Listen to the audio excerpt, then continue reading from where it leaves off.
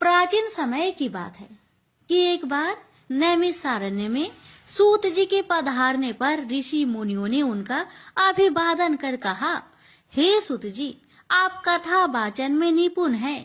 आप कृपया हमें सर्ग रचना की कथा सुनाइए। सुनकर सूत जी ने कहा, ब्रह्मा विष्णु महेश ब्रह्मा के ये 3 रूप है। मैं स्वयं उनकी शरण में रहता हूँ। यद्यपि विष्णु संसार पालक है और वह ब्रह्मा द्वारा उत्पन्न की गई सृष्टि का पालन करते हैं। ब्रह्मा ने ही सुर असुर प्रजापति तथा अन्य योनिज और अयोनिज सृष्टि की रचना की है।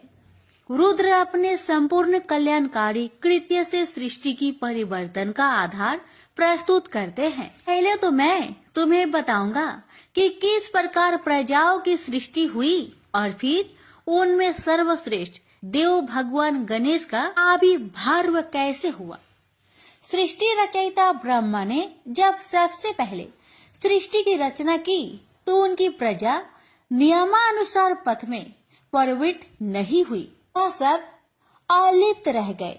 इस कारण ब्रह्मा ने सबसे पहले तामसी सृष्टि की, फिर राजसी, फिर भी इच्छित फल प्राप्त नहीं हुआ। तब राजोगुण ने तमोगुण को ढक लिया तो उससे एक मिथुन की उत्पत्ति हुई। ब्रह्मा के चरण से अधर्म और शीर्ष से मनुष्य ने जन्म लिया।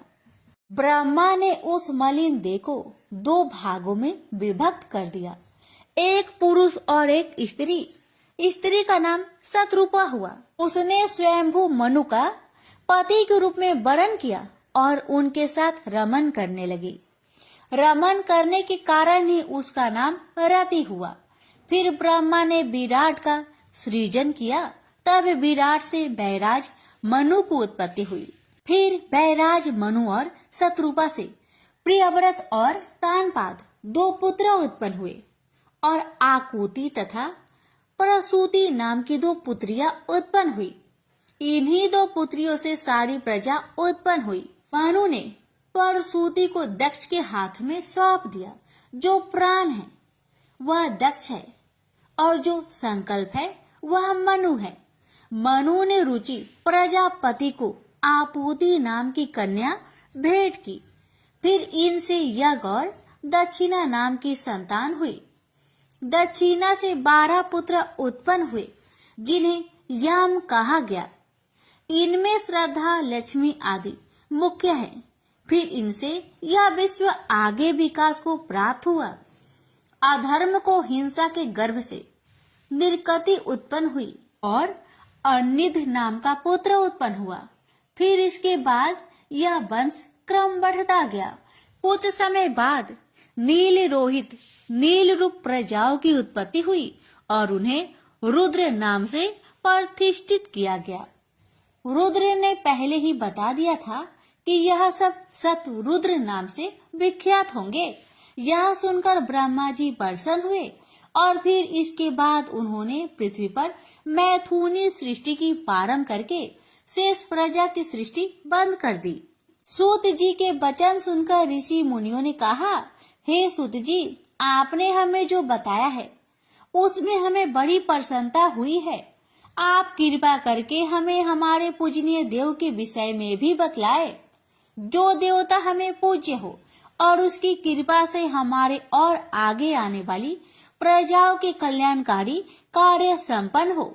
ऋषियों की बात सुनकर सूत जी ने कहा कि ऐसे देव जो केवल एक ही हैं और वह है महादेव और पार्वती के पुत्र श्री गणेश। गणेश जी का नाम सुनते ही ऋषि मुनि बहुत प्रसन्न हुए और उन्होंने सूत जी से निवेदन किया कि आप हमें गणेश जी के विषय में विस्तार से बतलाइए, क्योंकि अभी तक आपने जो कुछ भी बताया है उससे पता चलता है कि गिरिजासुत गणेश जी के जन्म के विषय में अनेक कथाएं प्रचलित है। ऋषियों की बात को सुनकर सूत जी अपने आसन पर बहुत ध्यान पूर्वक बैठ गए। क्षण भर उन्होंने कुछ सोचा और फिर कहना प्रारंभ किया, नमस्तस्मै गणेशाय ब्रह्म विद्या प्रदायिने यस्याय गस्ताय नाश विघ्न सागर शोषणे। गणेश जी देवों में श्रेष्ठ देव है जो भी कार्य उनको नमन करके प्रारंभ किया जाता है वह अवश्य सफल होता है।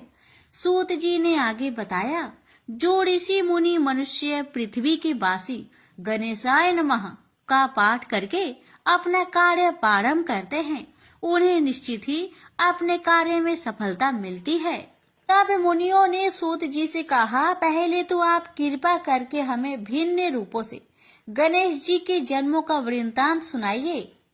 वे तो महाप्रभु है, उनके जन्म की विभिन्न पुराणों में अलग अलग रूपों में वर्णित किया गया है।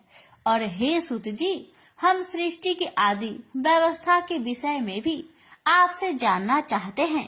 सूत जी ने मुनियों की जिज्ञासा जानकर कहा, पहले मैं आपको शिव जी और गणेश जी के चरित्र वर्णन से लाभ देकर यह बताऊंगा कि ब्रह्मा विष्णु और महेश भगवान रुद्र के अंग से ही रचे गए हैं। ऋषिगण बोले, कृपया यह बतलाइए कि शिव और गणेश का सर्वश्रेष्ठ रूप व चरित्र क्या है। शिव जी के पुत्र को कैसे प्रसन्न किया जा सकता है। जैसा कि आपने कहा, ब्रह्मा विष्णु और महेश भगवान रुद्र के अंग से उत्पन्न हुए, पर फिर भी महेश के पूर्णास के रूप में माने जाते हैं। सूत जी बोले, एक बार नारद जी ने भी ब्रह्मा जी से ऐसा ही प्रश्न किया था। ब्रह्मा जी ने संसार की रचना, उत्पत्ति और स्वरूप का वर्णन नारद जी से इस प्रकार किया। सृष्टि की प्रारंभिक अवस्था में जब प्रलय हुए और उस विनाश काल में स्थावर, जंगम, सूर्य, ग्रह, तारे आदि सब नष्ट हो गए, तो केवल एक सद ब्रह्मा ही शेष बचे थे। उस अंधकार के साम्राज्य में सद ब्रह्मा ही मन, वाणी और इंद्रियों के ज्ञान के प्रकाश से भरे हुए थे। जो योग द्वारा ध्यान मग्न थे, वे नाम रूप वर्ण सत असत और अन्य कर्मों से परे थे। ब्रह्मा जी ने नारद से कहा कि प्रलय काल के बाद सत्य ज्ञान परम तत्व वह अनंत रूप ही शिव का लिंग उस सद ब्रह्मा स्वरूप में बचा रहा। इस रूप को ही भक्त व ज्ञानी ईश्वर या भगवान के नाम से पूजते हैं। यह शिव का महान रूप ही परमेश्वर कहलाया। ये शिव ही अपने से अनस्वर शक्ति उत्पन्न करता है। परमेश्वर के इसी स्वरूप का नाम प्रकृति, माया और निर्विकार बुद्धि से जाना जाता है। प्रकृति की शक्ति रूपा अंबिका त्रिदेव जननी नित्य तथा मूल प्रकृति कहलाती है। प्रकृति देवी है, वही परमेश्वरी कहलाई। बाद में प्रकृति के अंबिका रूप में 8 भुजाएं और विचित्र मुख प्रकट हुए। संसारिक माया के संयोग से यह अन्य अनेक रूपों में बदल गई। उस पर ब्रह्मा रूप शिव के माथे पर चंद्रमा और सिर पर गंगा सुशोभित होती है। उनके 3 नेत्र, 5 मुख और 10 भुजाएं हैं, जो उनके विचित्र और शक्तिमयी पावन रूप के द्योतक है। इन्होंने हाथ में त्रिशूल ले रखा है। वे काल स्वरूप भगवान और परमेश्वर है। काशी क्षेत्र शिव ने ही अपने शिव रूप में स्थापित किया है, जहाँ सदा शिव और पार्वती दोनों निवास करते हैं। यह क्षेत्र कभी भी उनसे रहित नहीं होता। यही कारण है कि यह अत्यधिक पावन और अभिमुक्त क्षेत्र कहलाता है। ब्रह्मा जी ने नारद जी से कहा कि शिव जी की इच्छा थी कि वे सृष्टि की रचना करें, पर उन्होंने इसका दायित्व अपने ऊपर नहीं लिया। अपने दक्षिण भाग के 10 मान से एक पुरुष का आविर्भाव किया। इस महान पुरुष का नाम शिव जी ने विष्णु रखा और उन्हें गहन तपस्या करने का आदेश दिया। विष्णु जी बहुत समय तक तप में लीन रहे। फिर एक दिन शिव जी उन पर प्रसन्न हो गए, जिससे विष्णु जी के शरीर से अनेक जलधाराएं निकलने लगी। उन जलधाराओं को देख विष्णु जी उन पर मोहित हो गए और निश्चित होकर सो गए। नार अर्थात जल पर सोने के कारण संसार में उन्हें नारायण के नाम से पुकारा जाने लगा। उसी समय से विष्णु जी से ही सृष्टि के समस्त तत्व का जन्म और उनका विस्तार हुआ। इस प्रक्रिया में प्रकृति के 3 गुण अहंकार, अहकार से 5 तंत्र मात्राएं शब्द, रूप, रस, गंध और पंचभूत पृथ्वी, जल, आकाश, तेज और वायु प्रकट हुए। उसके बाद 5 ज्ञानेन्द्रिया नेत्र, कान, नाक, जीवा और त्वचा की उत्पत्ति हुई। फिर 5 कर्मेंद्रिया वाणी, चरण, हस्त, गुदा और उपस्थ उत्पन्न हुए। इस प्रकार शिव जी की इच्छा से ही 24 प्रकार का सार तत्व रूप प्रकट हुआ। नारायण के सो जाने पर शिव जी ने ही अपनी इच्छा से उनकी नाभि से एक कमल की उत्पत्ति की। इसी कमल से उन पर ब्रह्मा शिव जी ने ब्रह्मा अर्थात मेरी उत्पत्ति की। कुछ समय उपरांत मैंने अपने जनक अर्थात कर्ता को ढूंढने की कोशिश की, पर मैं उनका पता न पा सका। फिर धीरे धीरे मैं नाल के सहारे ऊपर आ गया। बाहर आते ही मुझे एक आकाशवाणी सुनाई दी, जिसके अनुसार मैंने 12 वर्ष तक घोर तप किया। उस तप से प्रसन्न होकर विष्णु जी ने मुझे दर्शन दिए। ब्रह्मा जी कहने लगे कि नारद, मैं उन्हें पहचान नहीं पाया। उन्होंने अपने को मेरा पिता बताया तो मैंने उनका तिरस्कार और अपमान कर दिया। हमारे बीच विवाद छिड़ गया और उसने एक संघर्ष का रूप ले लिया। उसी समय हम दोनों के बीच सहसा अस्थम रूप में एक लिंग प्रकट हुआ और हम दोनों ने युद्ध बंद करके उनसे उनका परिचय देने की प्रार्थना की। उस समय हमने ओम की गंभीर ध्वनि सुनी तथा शिवलिंग को विष्णु जी ने एक विशेष रूप में देखा। शिव जी ने अपना परिचय दिया। शिव जी के दक्षिण भाग में आकार, उत्तर भाग में उकार और मध्य भाग में मकार को देखा। सत्य आनंद रूप पर ब्रह्मा ही ओम के रूप में दिखाई दे रहा था। ब्रह्मा जी ने आगे कहा कि तभी एक महात्मा वहां आए और कहने लगे कि ओम शिव जी का ब्रह्म स्वरूप है और अगोचर, अनंत और अगम है। ओम के अ, उ और म वर्ण ब्रह्मा, विष्णु और महादेव के प्रतीक है। ये तीनों रूप ही प्रकृति में सम्मोहन, अनुग्रह और कर्मों के प्रतीक है। ब्रह्मा जी ने नारद जी से कहा, इन तीनों रूपों में आकर बीज है। उकार कारण रूपी योनि है और मकार बीजी है। महेश्वर की इच्छा से बीजी बीज योनि में गिरकर चारों दिशाओं में विकसित होने लगा। उससे एक स्वर्ण रूप अंड उत्पन्न हुआ और वह अनेक वर्षों तक जल में स्थित रहा। बाद में इसके 2 भाग हो गए। ऊपर के भाग से स्वर्गलोक की उत्पत्ति तथा निचले भाग से भूलोक प्रकट हुए। उस अंड से ही शिव जी की आविर्भाव हुआ है। ब्रह्मा शिव जी के ही तीनों रूपों ब्रह्मा, विष्णु और महेश के स्वरूप है। मैंने और विष्णु जी ने वेद मंत्रों से उनकी स्तुति और भक्ति की। शिव जी अपना दिव्य रूप कांतिमय 10 भुजा और 5 मुख लेकर सामने प्रकट हुए। उन्हें देखकर हमें बड़ा संतोष मिला।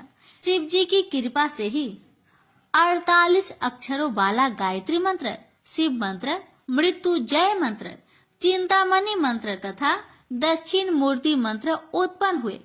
मैं और मेरे कर्ता विष्णु उनकी स्तुति में संलग्न हो गए। ब्रह्मा जी ने इस प्रकार नारद जी से शिव के दिव्य व महान रूप की चर्चा की। विष्णु जी की भक्ति और स्तुति से भगवान शंकर बहुत प्रसन्न हुए। तभी विष्णु जी ने उनसे पूछा कि आप किस प्रकार प्रसन्न होते हैं और आपका दिव्य रूप और चरित्र क्या है? कृपया अनुग्रह करके आपका सारा विवरण मुझे सुनाइए। भगवान शंकर ने कहा कि एक समय की बात है, नारद जी हिमालय की सुंदर कंदराओं में बैठकर घोर तपस्या करने लगे। वे ब्रह्मा शिव की भावना से समाधि में लीन हो गए और ब्रह्मा विधान को अपनाया। नारद जी के तपस्या को देख इंद्र चिंतित हुए और कामदेव से सहायता मांगी, क्योंकि इंद्र को यह डर था कि नारद तब सफलता पाकर कहीं मेरा ही पद ना छीन ले। इंद्र के कहने पर कामदेव ने अपने समस्त क्रियाकलापों द्वारा नारद जी के तपस्या क्षेत्र में जाकर उनकी तपस्या भंग करने का अथक प्रयास किया, पर नारद जी तनिक सा भी विकार उत्पन्न न हुआ। शिव जी ने भी नारद के तप को बनाए रखने में कामदेव के प्रयासों को असफल कर दिया और वह सारा क्षेत्र कामदेव के प्रभाव से रहित कर दिया। अंततः नारद जी अपनी तपस्या में सफल हो गए। तब कामदेव की असफलता का समाचार इंद्र को मिला तो वह स्वयं नारद जी की प्रशंसा करने के लिए उनके पास गए। नारद जी में भी काम और गर्व की भावना उत्पन्न हो गई और वे शिव जी के पास जाकर अपनी काम विजय की स्वयं प्रशंसा करने लगे। शिव जी ने नारद जी को आत्म प्रशंसा और अपना प्रचार न करने की सलाह दी, पर नारद जी ने उनका यह परामर्श नहीं माना। शिव जी के पास से नारद जी ब्रह्मा के पास चले गए। हाँ भी उन्होंने अपनी काम विजय की प्रशंसा की। उसके बाद भ्रमण करते हुए वे विष्णु लोक भी गए।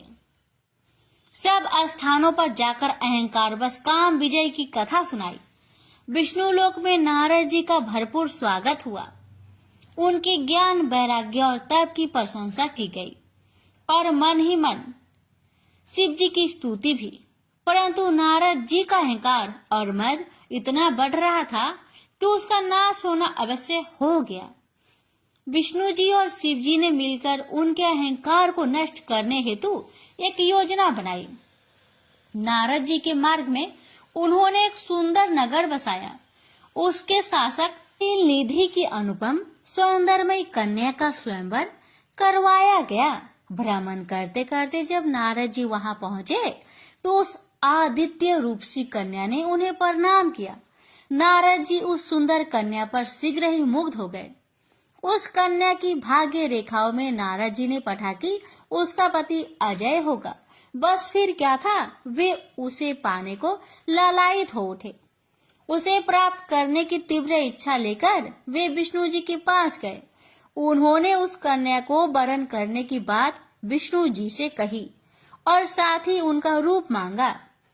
तब विष्णु जी ने प्रसन्न होते हुए नारद जी को वानर रूप देकर उनका मोह भंग करने का प्रयास किया।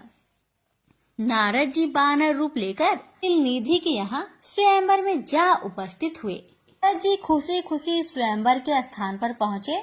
शिव जी की अद्भुत शक्ति के कारण वहां उपस्थित राजाओं ने नारद जी को उनके वास्तविक रूप में ही देखा। शिव जी के दो गण भी वहां ब्राह्मण भेष में उपस्थित थे। वे गण नारद जी से परिहास करने लगे।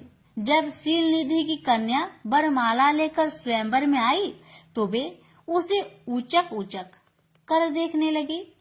वह रूपसी कन्या उन्हें देखकर चिंतायुक्त हो गई। कन्या ने जैसे ही द्वार पर देखा तो भगवान विष्णु अपने अनुपम रूप में वहां आकर खड़े थे। कन्या ने शीघ्र से वरमाला उनके गले में डाल दी। यह सब देखकर नारद बहुत दुखी हुए तथा शिव गणों के कहने पर उन्होंने जल में अपना प्रतिबिंब देखा।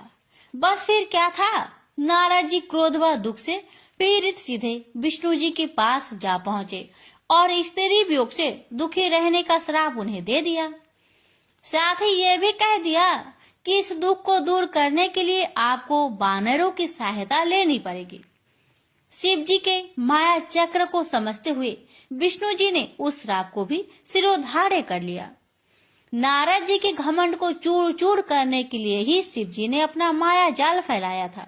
जैसे ही नारद जी को अपनी स्थिति का ज्ञान हुआ तो वे अपने आचरण के लिए विष्णु जी के चरणों में गिरकर क्षमा मांगने लगे। भगवान शंकर का माया जाल भी नारद जी की समझ में आ गया।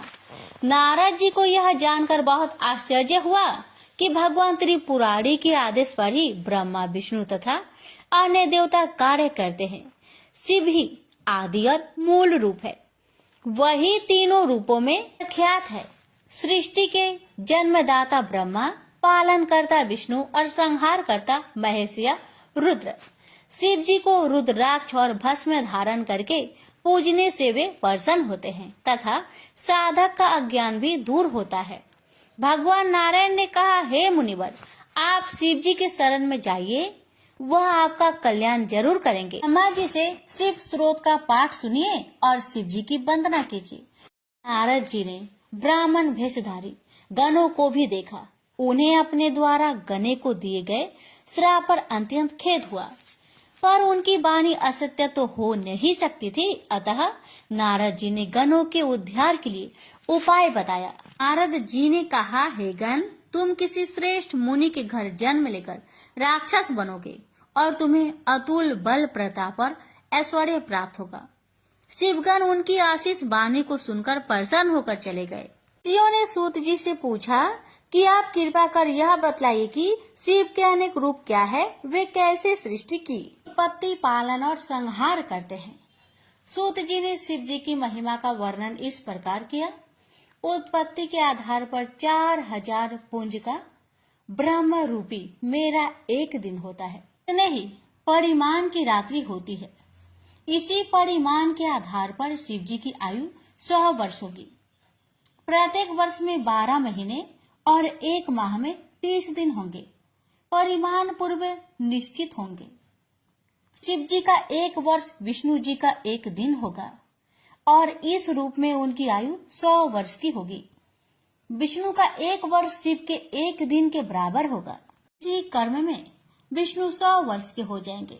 रुद्र जी का 1 सांस ब्रह्मा, विष्णु और हर गंधर्व है। राक्षस तथा सर्पों का 2100 अहोरात्र का परिमाण होगा। रुद्र जी के श्वास लेने से 1 पल व्यतीत होता है और इस प्रकार 60 पलों की 1 घड़ी और 60 घड़ियों का रुद्र का 1 दिन होगा। रुद्र के श्वास लेने की संख्या में कोई गिनती होती ही नहीं और जब सारी सृष्टि भी समाप्त हो जाएगी तो केवल रुद्र ही रहेंगे और शासन करेंगे। विष्णु जी ने नारद जी को समझाया था कि आप शिव जी की अर्चना और पूजा कीजिए तो आपका कल्याण होगा। ऐसा कहकर विष्णु अंतर ध्यान हो गए।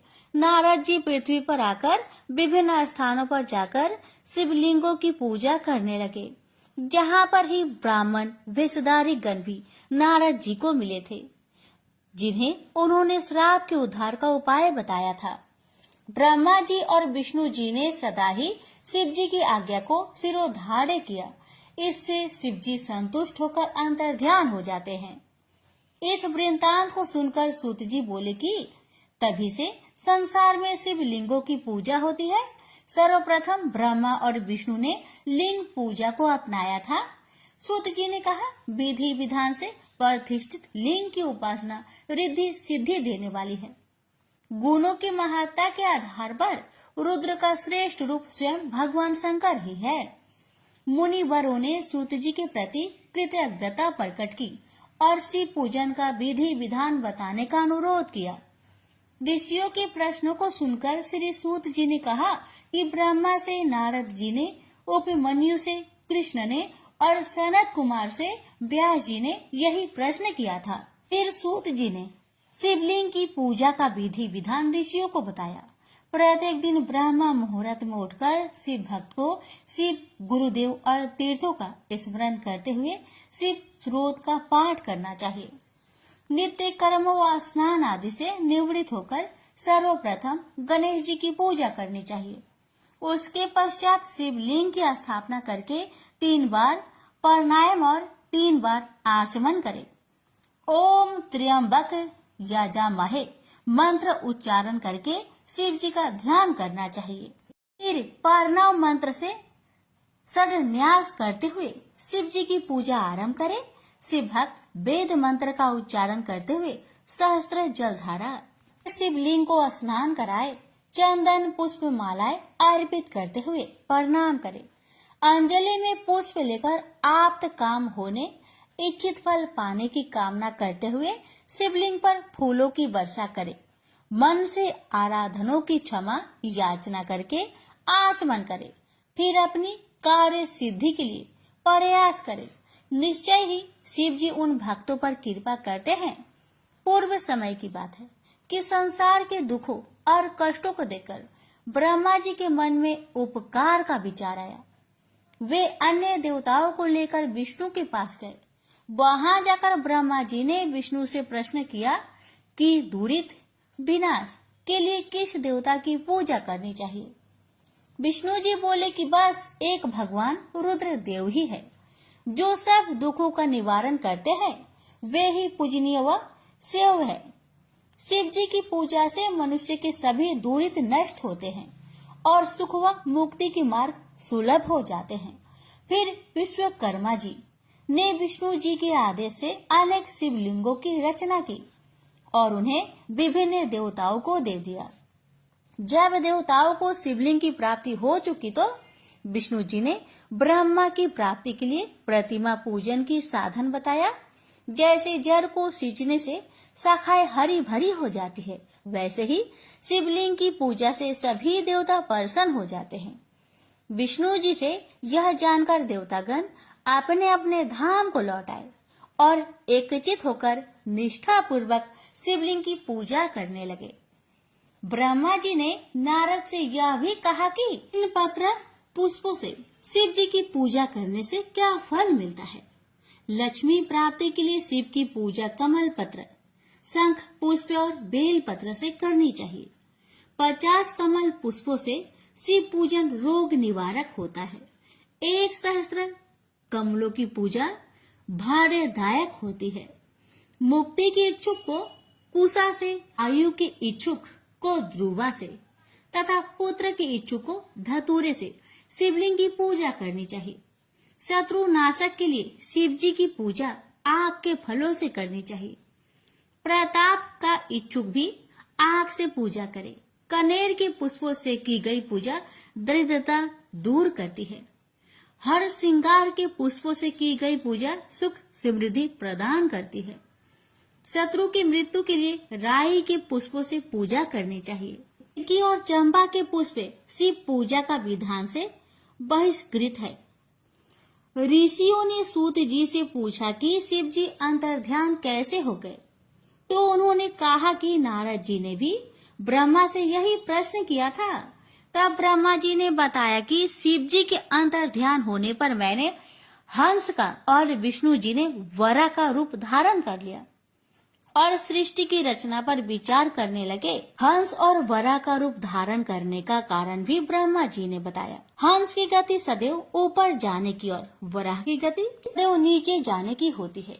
नारद जी के जिज्ञासु दृष्टि को देख ब्रह्मा जी ने उन्हें समझाया कि हंस में क्षीर नीर जैसी विवेक बुद्धि और अतत्व ज्ञान की अद्भुत शक्ति है। हंस ही ज्ञान अज्ञान के निर्धारण में सर्वाधिक सक्षम है। वरा के नीचे जाने की निश्चल गति होती है।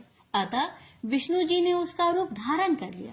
सृष्टि की रचना से परिचित कराते हुए ब्रह्मा जी ने नारद जी से कहा कि शिव जी के अंतर्ध्यान हो जाने पर विष्णु जी ब्रह्मांड को छोड़कर बैकुंठ चले गए और उस समय मैंने शिव जी और विष्णु जी को सर्वप्रथम प्रणाम किया तथा सबसे पहले जल का निर्माण किया। उस जल में 1 अंजलि डालकर 24 तत्वों वाला एक अंड प्रकट किया।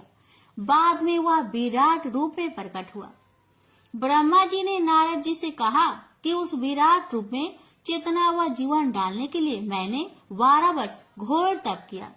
फलस्वरूप अंत में विष्णु जी ने उस अंड में प्रविष्ट होकर उसे चैतन्य किया। इसके बाद जब मैंने सृष्टि रचना का कार्य प्रारंभ किया तो सर्वप्रथम अभिधा और अंधकार प्रधान पाप की सृष्टि की रचना मेरे सामने प्रकट हुई। उससे मैंने अस्थावरों की रचना की। फिर मैं पुनः मुख्य सृष्टि का निर्माण करने के लिए शिव जी का ध्यान करने लगा। उनकी अनुकंपा से तिरछे चलने वाले जीव पैदा हुए। पर नारद, मैं उस सृष्टि रचना से संतुष्ट नहीं हुआ। मैंने सतोगुणी देवों की सृष्टि की रचना की। उसके बाद शिव जी की आज्ञा से मैंने रजोगुण प्रधान मानव की रचना की।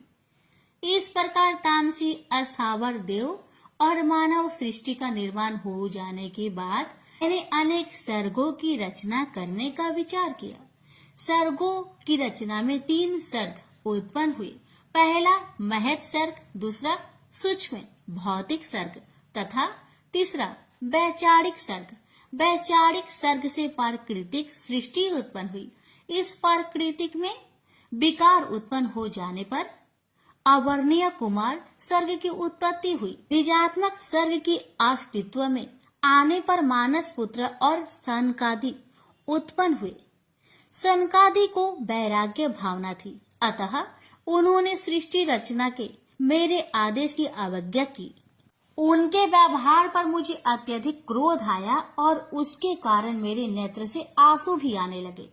मेरी दुखित अवस्था को देखकर भगवान विष्णु प्रकट हुए और मुझे सांत्वना दी। उन्होंने कहा कि मैं भगवान शिव की आराधना करूं। मेरे शिव ध्यान से भगवान शंकर प्रसन्न हुए।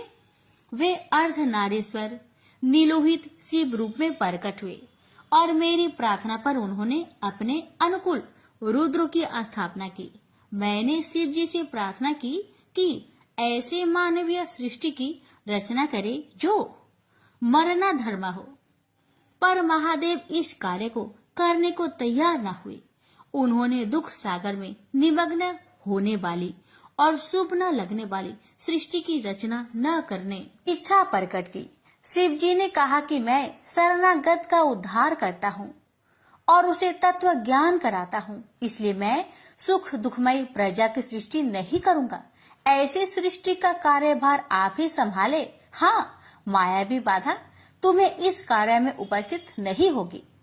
ऐसा कहकर शिव जी तो अंतर्ध्यान हो गए और मैंने अपने कार्य सृष्टि रचना को करते रहने का विचार बना लिया।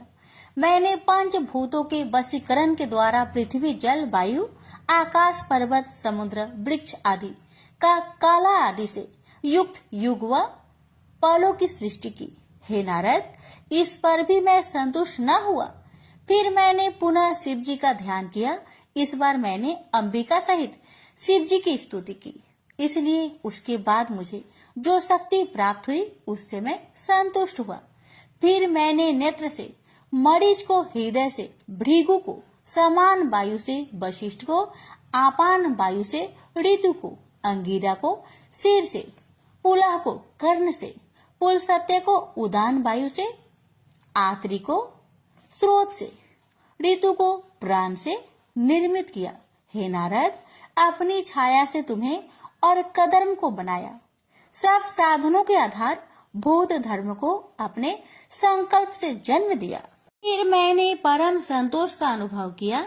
सृष्टि रचना के इसी क्रम से मैंने स्वयं को दो रूपों में विभक्त किया, एक पुरुष और एक नारी। पुरुष का रूप मनु और स्त्री का रूप शत्रुपा था। उन स्त्री व पुरुष से मैंने मैथुनी सृष्टि उत्पन्न की। उन दोनों से दो पुत्र प्रियव्रत व उत्तानपत तथा 3 पुत्रियां आकृति, देवहूति व प्रस्तुति उत्पन्न हुई। आकृति को रुचि ने ग्रहण किया, देवहूति को कदर्म ने और दक्ष प्रजापति ने प्रस्तुति को ले लिया। इन सब संतानों से चर अचर संसार भर गया। जगत में इस प्रकार मेरे ही सब रूप फैल गए। आकृति से 2 संतान उत्पन्न हुई, दक्षिण और यज्ञ। फिर यज्ञ ने दक्षिण के 12 पुत्र को जन्म दिया। देवहूति से भी अनेक संतानें उत्पन्न हुई। दक्ष ने 24 कन्याओं को जन्म दिया, जिनमें श्रद्धा, लक्ष्मी, धृति, पुष्टि, मेधा, क्रिया, बुद्धि, लज्जा, वायु, शांति, सिद्धि और कृति, इनको उन्होंने यमराज को दे दिया। इस अन्य पुत्रियां पिता को सौंप दी, जिनके नाम ख्याति, स्मृति, प्रति, क्षमा, संतति, अनुरूपा, स्वाहा, स्वाधा, भृगु, भव, मरीच, अंगिरा, पुलसत्य, ऋतु, अत्रि, वशिष्ठ, बन्य आदि थे। इन सब की उत्पत्ति के बाद तो शिव जी की ऐसी कृपा हुई कि सृष्टि में असंख्य जीव व जातियां उत्पन्न हुई, जिनमें ब्राह्मण की सर्वोत्कृष्ट जाति है। ब्रह्मा जी ने नारद जी को शिव के और भी रूपों का वर्णन करते हुए कहा कि निर्गुण भगवान शिव का बाया अंग विष्णु है। मैं ब्रह्मा उनका स्वयं अंग हूँ और उनका हृदय रुद्र है। इसी क्रम से 3 गुण सत्व, रज और तम की स्थिति जानी जाती है। शिव की ही सतगुणी माया का रूप सती, रजोगुनी माया का रूप सरस्वती और तमोगुनी माया का रूप लक्ष्मी है। सती का विवाह शिव जी के साथ हुआ। सती ने अपने पिता दक्ष के यहाँ स्वयंवर में शिव जी का स्थान न देखकर अपने प्राण त्याग दिए थे। देवताओं के आग्रह पर फिर सती ने हिमाचल के घर में जन्म लिया, जिसका नाम पार्वती था। पार्वती ने तपस्या करके फिर से शिव जी को प्राप्त किया। शिव जी के विषय में अनेक बातें जान लेने पर भी नारद जी ने कहा, हे पूज्य पितामह ब्रह्मा, क्या आप मुझे शंकर जी के हिमालय गमन व कर्मों के बारे में बताने की कृपा करेंगे? ब्रह्मा जी ने कहा कि पूर्व समय में कौंपिल्य नगर में यज्ञदत्त नाम का पुरोहित रहता था, जो वेदांत का ज्ञाता और महान विद्वान था। वह अपनी विद्वानता के लिए प्रसिद्ध था। उसकी महानता का यश चारों ओर फैला था। गुणनिधि नाम का उसका एक पुत्र था। गुणनिधि का चरित्र अपने पिता के बिल्कुल विपरीत निकला। बचपन से ही गुणनिधि बुरी संगत में पड़ गया। जुआ, चोरी और नशे के दुर्गन उसमें पड़ गई। वह जुआ खेलने के लिए घर का सामान चुरा चुरा कर ले जाने लगा। गुणनिधि की माता ने यह सब उसके पिता से छिपाया। जब भी यज्ञदत्त अपने पुत्र के विषय में कोई बात पूछता अथवा कहता तो वह कह देते कि गुणनिधि देव पूजन, विद्या अध्ययन और सत्कर्मों में लगा है। गुणनिधि की वयस्क होने पर उसका विवाह हुआ, पर माता के बार बार समझाने पर भी उसने अपने दुष्कर्म नहीं छोड़े। वह और अधिक जुआ व मदिरापान करने लगा। माता ने कहा, पुत्र, यदि राजा को तुम्हारे दुष्कर्म का पता चल गया तो वे तुम्हारे पिता को आजीविका से निकाल देंगे, जिसके कारण तुम्हारे पिता को अत्यधिक दुख व कष्ट होगा। लेकिन पुत्र ने माता का कहना भी नहीं माना। जब भी यज्ञदत्त ने पुत्र के विषय में जानकारी लेनी चाहिए, माता बहाने बनाकर बात टाल देती। प्रतिदिन वह घर के आभूषण बेचकर जुआ खेलता रहता। माँ सिर पीट लेती। काश मैंने उनसे कुछ न छिपाया होता। एक दिन यज्ञदत्त ने अपने एक मूल्यवान अंगूठी एक जुआरी के हाथ में देखी। पूछने पर जुआरी ने गुणनिधि का सारा भेद खोल दिया। इससे पिता को अत्यधिक शोभ व खेद हुआ। पिता ने घर आकर पत्नी से उसी अंगूठी की मांग की। पत्नी तरह तरह के बहाने बनाने लगी। यज्ञदत्त ने पत्नी को डांटा और बुरा भला कहा। कि यज्ञदत्त ने कहा कि इससे तो मैं पुत्रहीन होता तो भला था। अपने पिता के विवशता भरे आंसू देखकर गुणनिधि को बड़ी लज्जा आई और वह चिंता से भर गया। इसी गलानी में वह घर छोड़कर कहीं चला गया। भूखा प्यासा अपने किए पर पश्चाताप करने लगा। घूमते घूमते वह एक नगर पहुंचा। शिवरात्रि का दिन था। शिव भक्त शिवालय की ओर जा रहे थे। गुणनिधि भी उनका पीछा करते करते शिवालय पहुंचा। शिव भक्त पत्र, पुष्प और मीठे भोजन से भगवान शंकर की पूजा अर्चना करने लगे। गुणनिधि छिपा छिपा सब देख रहा था।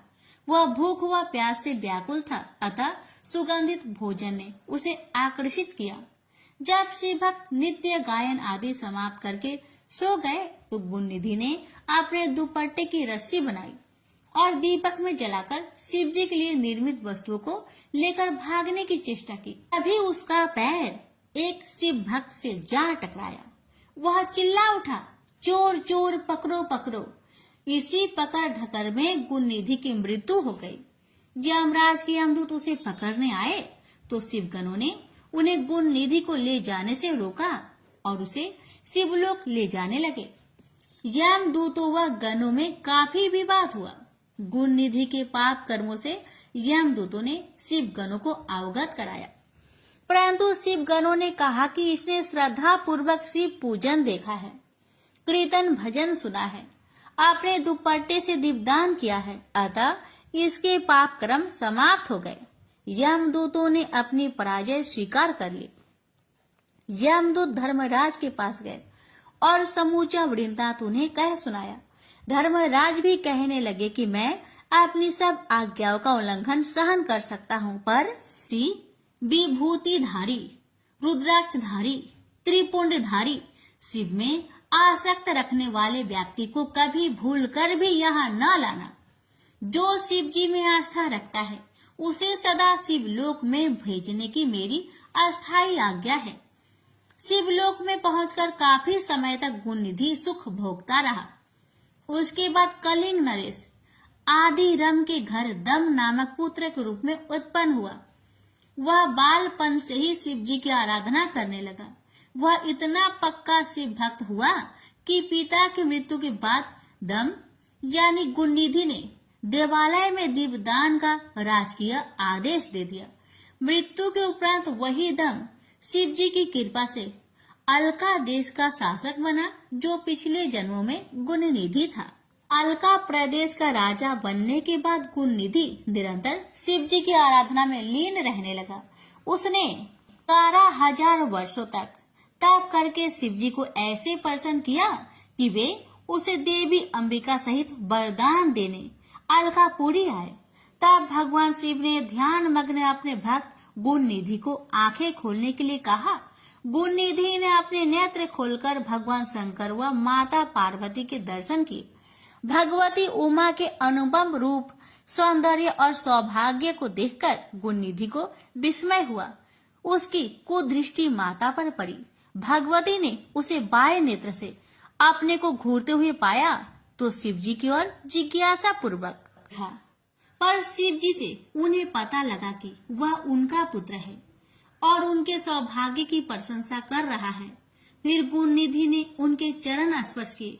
शिव जी ने प्रसन्न होकर गुणनिधि को यक्ष कुबेर बनने का वरदान दिया। साथ ही यह आज्ञा दी कि अलकापुरी को अपना स्थायी निवास स्थान बना ले। गुणनिधि श्रद्धा पूर्वक चरण स्पर्श करता हुआ माता के चरणों में गिर पड़ा। भगवती ने उसे वरदान दिया, अटूट शिव भक्त बने रहो। मेरे रूप के प्रति देश के कारण तुम्हारा फूटा हुआ नेत्र पीत वर्ण का हो जाएगा तथा तुम्हारा नाम कुबेर होगा।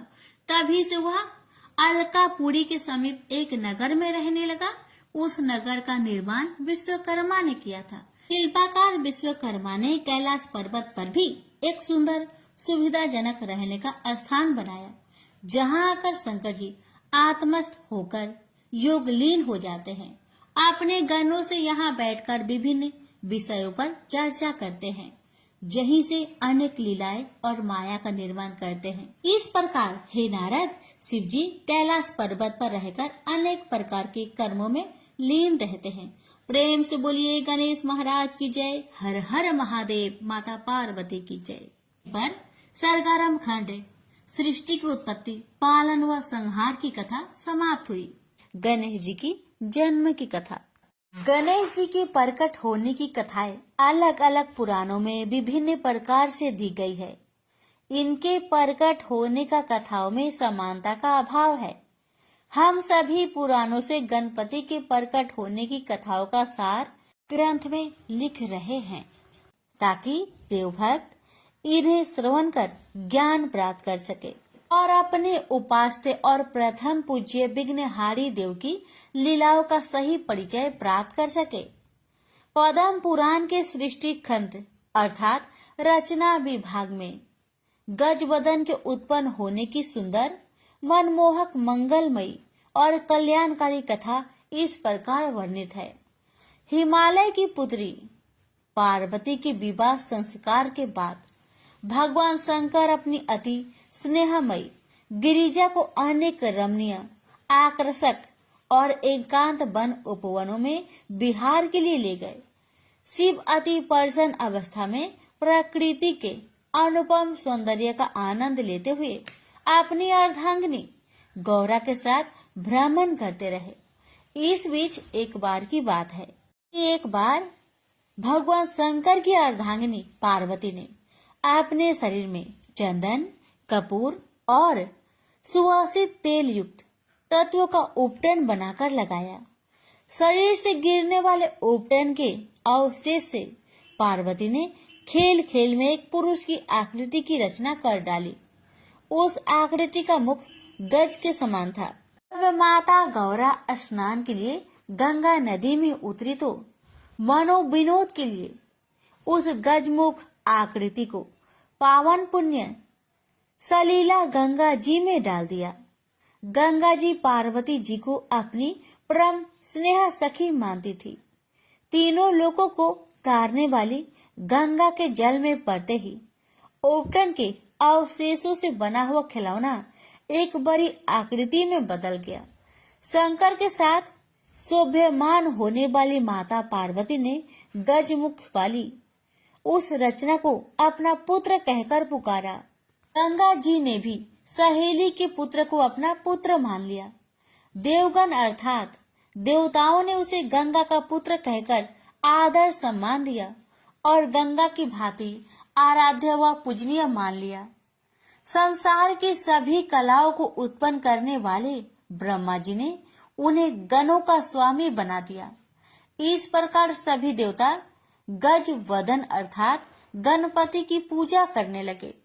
देवगणों के स्वामी नायक और आराध्य गणेश की पूजा कालांतर में मनुष्य समाज में भी प्रारंभ हो गई। लिंग पुराण के प्रारंभ में गणपति के प्रकट होने की कथा पद्म पुराण से थोड़ी भिन्न है। एक बार की बात है कि सभी देवताओं ने मिलकर एक सभा आयोजित की। उस सभा में यह विचार रखा गया कि असुर सदा ही देवताओं को सताते व युद्ध करते रहते हैं। क्या ही अच्छा हो कि हमारे साथ कोई ऐसा बढ़िया शक्ति लग जाए जिससे देवता असुरों को पराजित कर सके।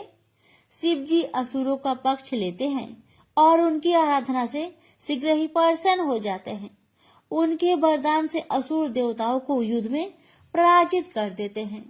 देवताओं ने सोचा कि जब शिव स्वयं देवता हैं, तो हम भी क्यों ना उस अत्यंत विध्वंसकारी बैल की सवारी करने वाले और 4 मुख वाले देवता की आराधना करके मनोवांछित फल प्राप्त करें।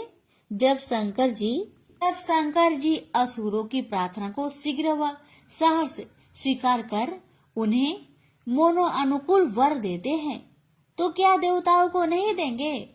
इन शक्तिशाली दैत्यों के कारण देवताओं को अनेक कष्टों का सामना करना पड़ता था।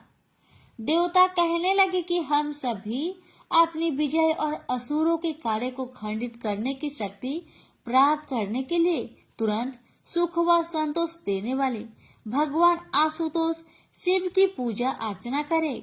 यह विचार विमर्श करके देव समुदाय पार्वती के स्वामी शिव के पास जाकर उनकी स्तुति और पूजा करने लगे। अत्यंत शीघ्र प्रसन्न होने वाले भोले शंकर उनकी प्रार्थना से बेहद प्रसन्न हुए और देवताओं से बोले कि हे देवगण, आप कोई भी इच्छित वर मांग सकते हैं, मैं आप पर अत्यधिक प्रसन्न हूँ। तब ज्ञान के भंडार और गुरुओं में श्रेष्ठ बृहस्पति ने भी देवताओं के लिए भगवान शिव से निवेदन किया कि हे कृपालु प्रभु, देवताओं के शत्रु असुरों की पूजा से प्रसन्न होकर आप उन्हें उनकी इच्छा के अनुसार वर देते हैं, जिससे वे समर्थवान होकर देवताओं को सताते व कष्ट देते रहते हैं। हम सब देवगण उन असुर शक्तियों और दानवों के कार्य में बाधा डाल सके, ऐसा वर आप हमें प्रदान करें। परम संतोषी विशाल व उदार हृदय वाले भगवान आशुतोष अर्थात शिव ने तथास्तु कहा और सूर समूह को आश्वस्त किया और उनकी मनोकामना पूर्ण की। देवताओं द्वारा भगवान शिव की आराधना करने के कुछ वर्षों के उपरांत गणेश जी के प्रकट होने की कथा इस प्रकार से है। अब लोकों के ईश्वर स्वामी शिव जी की पत्नी पार्वती के सामने एक विशालकाय रूप प्रकट हुआ, जो ब्रह्म स्वरूप और सभी अंगों से सबसे बड़ा था, जिसे श्री गणेश के नाम से पुकारा गया। उस महान तेजस्वी, दीर्घ, बलिष्ठ और प्रतापी बालक का मुख हाथी जैसा था। उस बालक के एक हाथ में त्रिशूल और दूसरे हाथ में पास था। सब विघ्न बाधाओं का नाश करने वाले इस अवतार का धरती पर जन्म होते ही देवताओं में हर्ष की लहर दौड़ गई। खुशी के मारे सूर्य देवलोक से गजानन पर फूलों की वर्षा करने लगे और बार बार उनके चरणों में प्रणाम करते और प्रसन्नचित हो जाते थे। तीनों लोगों का कल्याण करने वाली हिमालय की पुत्री करुणा व दया की मूर्ति गौरा ने गजानन को अपना पुत्र मान लिया और उन्होंने अपने प्रिय पुत्र को बड़े सुंदर, आकर्षक और विचित्र आभूषण व वस्त्र आदि पहनाए। देवताओं में भी देवतुल्य भगवान शंकर ने अपने प्राण प्रिय पुत्र के लिए अन्य धार्मिक और जात कर्म संस्कार करवाए। महादेव ने अपने पुत्र गणेश से कहा कि पुत्र, तुम्हारा जन्म देवताओं की रक्षा के लिए हुआ है। तुम्हें दैत्यों का नाश करना है। ब्राह्मणों और ब्रह्मा को मानने वाले संतों के उपकार व भलाई के लिए तुमने अवतार लिया है। यदि धरती पर कोई दक्षिणा रहित यज्ञ, हवन, पूजन करे तो खुद जाकर उस कार्य के मार्ग में रुकावट यानी विघ्न उपस्थित करो, क्योंकि धर्म कार्य पूर्ण विधि पूर्वक होना चाहिए। दक्षिणाहीन यज्ञ करने वाले यज्ञकर्ता के कार्य में विघ्न डालकर उसे स्वर्ग न जाने दो। आगे भगवान शंकर कहने लगे कि जो भी संसार में गलत ढंग से या अन्यायपूर्ण कार्य करता है, तुम उसके प्राणों का नाश करो। जो गलत तरीके से अध्ययन, अध्यापन, व्याख्यान या अन्य धार्मिक कार्य करता है, हे गणेश, तुम उसके प्राणों का हरण करते रहो। जो व्यक्ति या स्त्री पुरुष वर्ण, धर्म और जाति के प्रति कर्तव्य पालन व धर्म पालन में निष्ठा न रखते हो और स्वधर्म से विमुख होकर चले, तुम उनके प्राणों का हरण करते रहो। हे शिव पुत्र गजानन, जो स्त्रियां नित्य प्रति तुम्हारी विधि पूर्वक पूजा अर्चना करे, उन्हें अपनी सम्मता प्रदान करो। हे मानवों से श्रेष्ठ गणपति, तुम अपने भक्तों की सदा रक्षा करो। इस लोक और परलोक में अपने भक्तों की रक्षा करना तुम्हारा धर्म है। विघ्न बाधाओं को दूर करने वाले, जीवन को मंगलमय बनाने वाले, प्रदा स्मरणीय गणेश, तुम सदा तीनों लोकों में पूजनीय रहो। चतुर्मुख शिव जी ने गणेश जी से आगे ये भी कहा कि जो मेरी चक्रधारी विष्णु की अथवा परमेश्वर ब्रह्मा जी की यज्ञों द्वारा अथवा ब्राह्मणों के मध्य से पूजा करते हैं, उन्हें सबसे पहले तुम्हारी पूजा करनी होगी। सभी धार्मिक कर्म कांड और मंगलकारी कार्यों में सर्वप्रथम तुम ही पूजे जाओगे। गणपति, तुम्हारी पूजा किए बिना जो भी शुद्ध कर्म या कल्याणकारी कार्य अथवा कर्मों का अनुष्ठान करेगा, उसका मंगल भी अमंगल में बदल जाएगा। उसके शुभ कर्म भी अशुभ हो जाएंगे। वर्ण व्यवस्था में कथित चारों जातियों ब्राह्मण, क्षत्रिय, वैश्य और शूद्र द्वारा भी सभी कार्यों की सिद्धि के लिए सर्वप्रथम तुम ही पूजे जाओगे। यह तुम्हारे लिए मेरा अटल आशीर्वाद है। भगवान गजानन की पूजा विधि का वर्णन करते हुए परमपिता शंकर ने कहा कि तीनों लोकों में मनुष्य देवता तुम्हारी पूजा किए बिना कुछ भी प्राप्त नहीं कर सकेंगे। चंदन, धूप, दीप, फल फूल और अक्षत आदि को उपहार स्वरूप चरणों में आशीर्वाद कर ही वे कुछ प्राप्त कर सकेंगे, अन्यथा नहीं। संसार में जो भी तुम्हारी पूजा करेंगे वे इंद्र और अन्य देवताओं के द्वारा भी पूजे जाएंगे। मनुष्य समाज और देव समाज में जो फल की कामना से ब्रह्मा, विष्णु इत्यादि की पूजा करेंगे लेकिन तुम्हारी पूजा नहीं करेंगे, उन्हें तुम विघ्न बाधा पहुंचाकर कष्ट दोगे। तुम्हारी सर्वप्रथम पूजा के बिना तीनों लोकों में किसी के भी कल्याणकारी कार्य सिद्ध नहीं होंगे। महात्मा शिव का आशीर्वाद पाकर पार्वती पुत्र गणपति ने विघ्न गणों को उत्पन्न किया। सबके हृदय में निवास करने वाले शिव जी के चरण में अपने गणों के साथ जाकर प्रणाम किया और उनसे आशीर्वाद प्राप्त किया। हे मुनियों, गणेश जी के उत्पन्न होने की एक और कथा बड़ी रोचक और मनोहारी है। एक समय की बात है कि देवी पार्वती अपने आराध्य स्वामी शंकर के साथ कैलाश पर्वत पर रह रही थी। भगवती गिरिजा की दो प्रिय सखियां भी उनके साथ थी, जिनका नाम क्रमशः विजया और जया थे। नारायणी पार्वती एक दिन अपनी सखियों के साथ बैठी मनोविनोद में व्यस्त थी कि दोनों सखियां कहने लगी कि हे भगवती, सभी गण महेश्वर शिव जी के हैं, आपके नहीं। नंदी, भृंगी, अन्य सभी गण भगवान शंकर की सेवाओं के लिए तत्पर रहते हैं। तुरंत मनोकामना पूर्ण करने वाले भगवान आशुतोष अपने गणों की भक्ति और सेवा से अत्यधिक प्रसन्न हैं। वे गण अपनी अनन्य भक्ति सेवा के कारण ही द्वारपाल बने हुए हैं। यह बात ठीक है कि वे गण हमारे भी सेवक है, पर फिर भी हमारी इच्छा है कि हमारे लिए भी आप एक गण बना दीजिए जो सदा हमारी आज्ञा अनुसार हमारी सेवा में उपस्थित रहे। एक दिन शिव जी के गण नंदी स्नानागार के द्वार पर खड़ा था और माँ गौरा स्नानगार में जल क्रीड़ा कर रही थी। पार्वती निश्चित होकर स्नान कर रही थी कि शत्रुओं के नाशक भगवान शंकर अपनी परम प्रिया पार्वती के पास जाने हेतु स्नानगार के द्वार पर पहुँचे। शिव जी के अनन्य उपासक नंदी ने कहा कि माँ पार्वती स्नान कर रही है, आप अंदर नहीं जा सकते। भूत प्रेत महात्माओं में भी पूजनीय भोले शंकर ने नंदी का कहना नहीं माना और अंदर चले गए। शिव प्रिया ने उस हाल में प्रभु शंकर को अपने इतना निकट देखा तो वे लज्जा और संकोच से अस्तमंत खड़ी की खड़ी रह गई। वो बार बार यह सोचकर हैरान हो रही थी कि द्वार पर नंदी द्वारपाल बने खड़े हैं। उनके होते हुए त्रिलोकी के स्वामी मेरे आराध्य यहाँ कैसे पहुँचाए। उनके मन में शिव जी के गणों के प्रति जो भरोसा था उसमें उन्हें कुछ संदेह होने लगा। सोचने लगी कि ये तो केवल भगवान आशुतोष के ही सेवक है। बस फिर क्या था, उन्होंने तुरंत अपनी स्वर्ण गुण संपन्न मनोविनोदिनी सखियों के हास प्रयास की बात याद आ गई।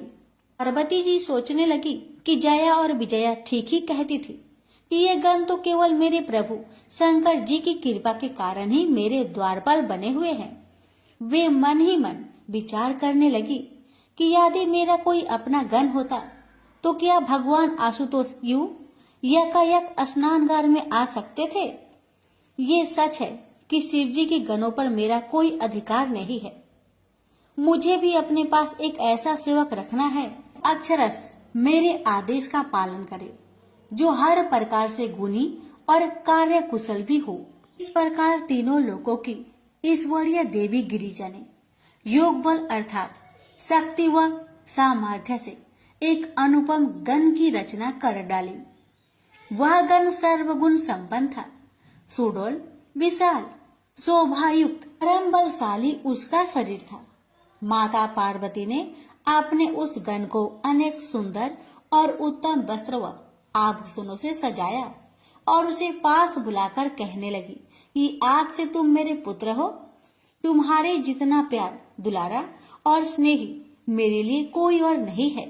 उस विशाल शरीरधारी, तेजस्वी, बुद्धिमान और बलवान पुरुष ने अपनी माता शिव प्रिया पार्वती के चरणों को छुआ और कहने लगे कि माता अंबिके, आपकी समस्त आज्ञाओं का मैं सदैव पालन करूंगा। आप अपनी इच्छा और आज्ञा बताकर मुझ पर कृपा करें। तब सभी देवियों में महान ईश्वरीय देवी भगवती ने खुश होकर अपने पुत्र से कहा कि हर प्रकार से तुम मेरे हो, बस आज से तुम मेरे द्वारपालक बन जाओ। मेरी अनुमति के बिना कोई भी मेरे घर में प्रवेश ना करे, चाहे वह कोई भी हो, कहीं से भी आया हो। इस प्रकार से उस नव निर्मित गण को माता पार्वती ने एक दंड दे द्वारपालक बनाकर द्वार पर खड़ा कर दिया। थोड़ी देर बाद गोरोचन व कपूर का तिलक धारण करने वाले पार्वती के प्रिय शिव जी वहां आ पहुंचे। ऐसे ही वे द्वार के अंदर जाने लगे कि गणराज ने पूछा, हे मान्यवर देव, आप कहाँ जाना चाहते हैं? माता पार्वती की आज्ञा के बिना आप भीतर नहीं जा सकते। इस समय जगत की माता भगवती स्नान कर रही है, अतः आप यहाँ से वापस लौट जाए। चंद्र के समान तिलकधारी और श्रेष्ठ शिव जी को अपनी प्रिया पार्वती के पुत्र के बारे में तनिक भी ज्ञान न था। चंद्रमौली शिव जी बोले, तुम्हें पता नहीं कि मैं शिव हूँ और जगत जननी गौरा का स्वामी हूँ। मैं स्वयं यहाँ उनसे मिलने आया हूँ। प्राण प्रिया शिवा के पुत्र गणराज ने कहा, आप चाहे जो भी हो, चाहे कहीं से भी आए हो, परंतु मैं बिना माता की आज्ञा के आपको अंदर नहीं जाने दूंगा। इस प्रकार मात्र भक्त वीर बालक गणराज ने महेश्वर शिव को ही मना कर दिया। रे ही विस्मित होकर पार्वती के प्राणों के स्वामी और प्रिया शिव ने कहा, मैं तो उसका पति हूँ और तू मुझे मेरे ही घर में जाने से रोक रहा है। मैं अवश्य भीतर प्रवेश करूंगा। ऐसा कहते हुए वे अंदर प्रवेश करने लगे। जगत माता पार्वती पुत्र ने उन्हें फिर से रोका। काम के शत्रु लीलाधारी शिव ने अपने गणों से पूछा कि यह कौन है जो मुझे मेरे ही घर में जाने से रोक रहा है। इतना कहकर शिव दूर जाकर खड़े हो गए। महेश्वर शिव के सेवक गणों ने जगत जननी के पुत्र के पास जाकर पूछा, तुम कौन हो, कहाँ से आए हो, तुम्हारी क्या इच्छा है? यदि तुम हमारे स्वामी को अंदर प्रवेश नहीं करने दोगे तो तुम्हारे प्राणों की खैर नहीं। अच्छा हो कि तुम हमारा कहना मानकर तुरंत यहाँ से चले जाओ। तब पार्वती के पुत्र गणराज ने निडर होकर वृषभ ध्वज शिव जी के गणों से कहा, पहले तुम बताओ कि तुम कौन हो, तुम्हारा यहाँ आने का क्या तात्पर्य है, तुम क्या चाहते हो?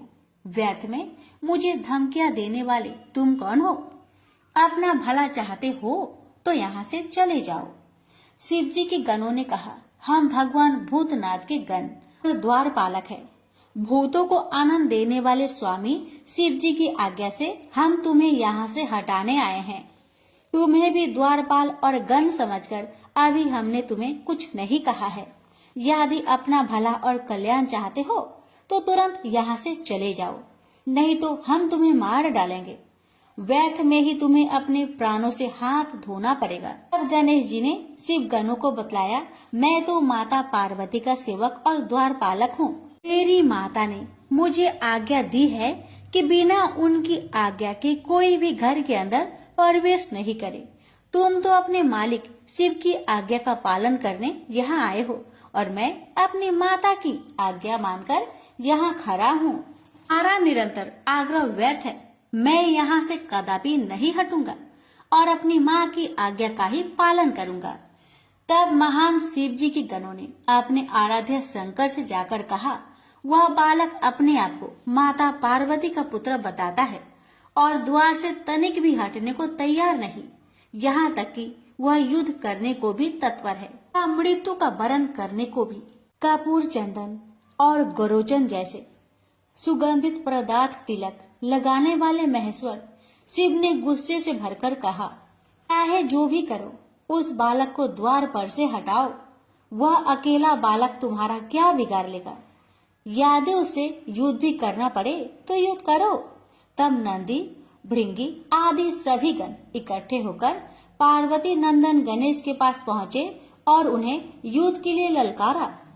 शिव गणों को अपने पास आते देखकर वीर निडर वह साहसी पार्वती पुत्र गणराज ने उनसे कहा कि मैं अकेला ही बालक तुम सबका मुकाबला करूंगा। मैं महाशक्ति का पुत्र, महान शक्तिधारी, तुम सबके लिए अकेला ही काफी हूँ। वह बलशाली बालक कहने लगा, आज माता पार्वती और तीनों लोकों के प्रभु शिव जी अपने गणों की शक्ति वह बल भी देख लेंगे। गणेश जी कहने लगे, आज सब इस बात को जान लेंगे पार्वती के पुत्र और तीनों लोकों के प्रभु शिव जी के गणों में कितना बल और ताकत है। गौरा और शिव जी के नाम पर बलवान गणों का एक बालक के साथ युद्ध होगा। आप सब तो बलवान योद्धा है और आपने तो पहले भी कई युद्ध किए हैं, परंतु मेरा तो यह पहला युद्ध है। मैं अकेला बालक हूँ, फिर भी मैं युद्ध करने को तैयार हूँ। मैं आपके साथ अकेले ही युद्ध करूंगा। पर्वतराज की पुत्री पार्वती और उनके पति शिव जी के इस विवाद और बहस में जब तुम्हारी हार होगी तो तुम्हें जरूर लज्जित होना पड़ेगा और साथ ही इस अपमान का सामना माता पार्वती और महादेव जी को भी करना पड़ेगा। गणेश जी ने फिर कहा, हार और जीत हम सब गणों के बीच में नहीं है, अपितु मुझे अपनी माता अंबिका की आज्ञा पालन करने हेतु युद्ध करना है और तुम्हें अपने स्वामी और इष्ट शिव जी की आज्ञा पालन करने हेतु युद्ध करना है। शिव जी महाराज के गण बालक गणेश की इतनी तीखी बातें सुनकर गुस्से से भर गए और उन्होंने गणपति पर आक्रमण कर दिया। लेकिन गणेश जी ने उन गणों के प्रहारों को निष्फल कर दिया। सारे गण एक तरफ और बालक गणेश अकेला एक तरफ। गण तो एकदम घबरा गए। भगवान आशुतोष के गणों को गणेश जी भयंकर काल सरीखे दिखाई दे रहे थे।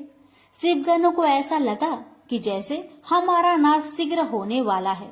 माता शक्ति रूपा पार्वती के अति शक्तिशाली पुत्र गणेश के प्रहारों से शिवगण इधर उधर भागने लगे और गणेश जी अपनी जननी पार्वती का स्मरण करते करते उनसे युद्ध करते रहे। शीघ्र ही इस बात की खबर समूचे देवलोक में फैल गई।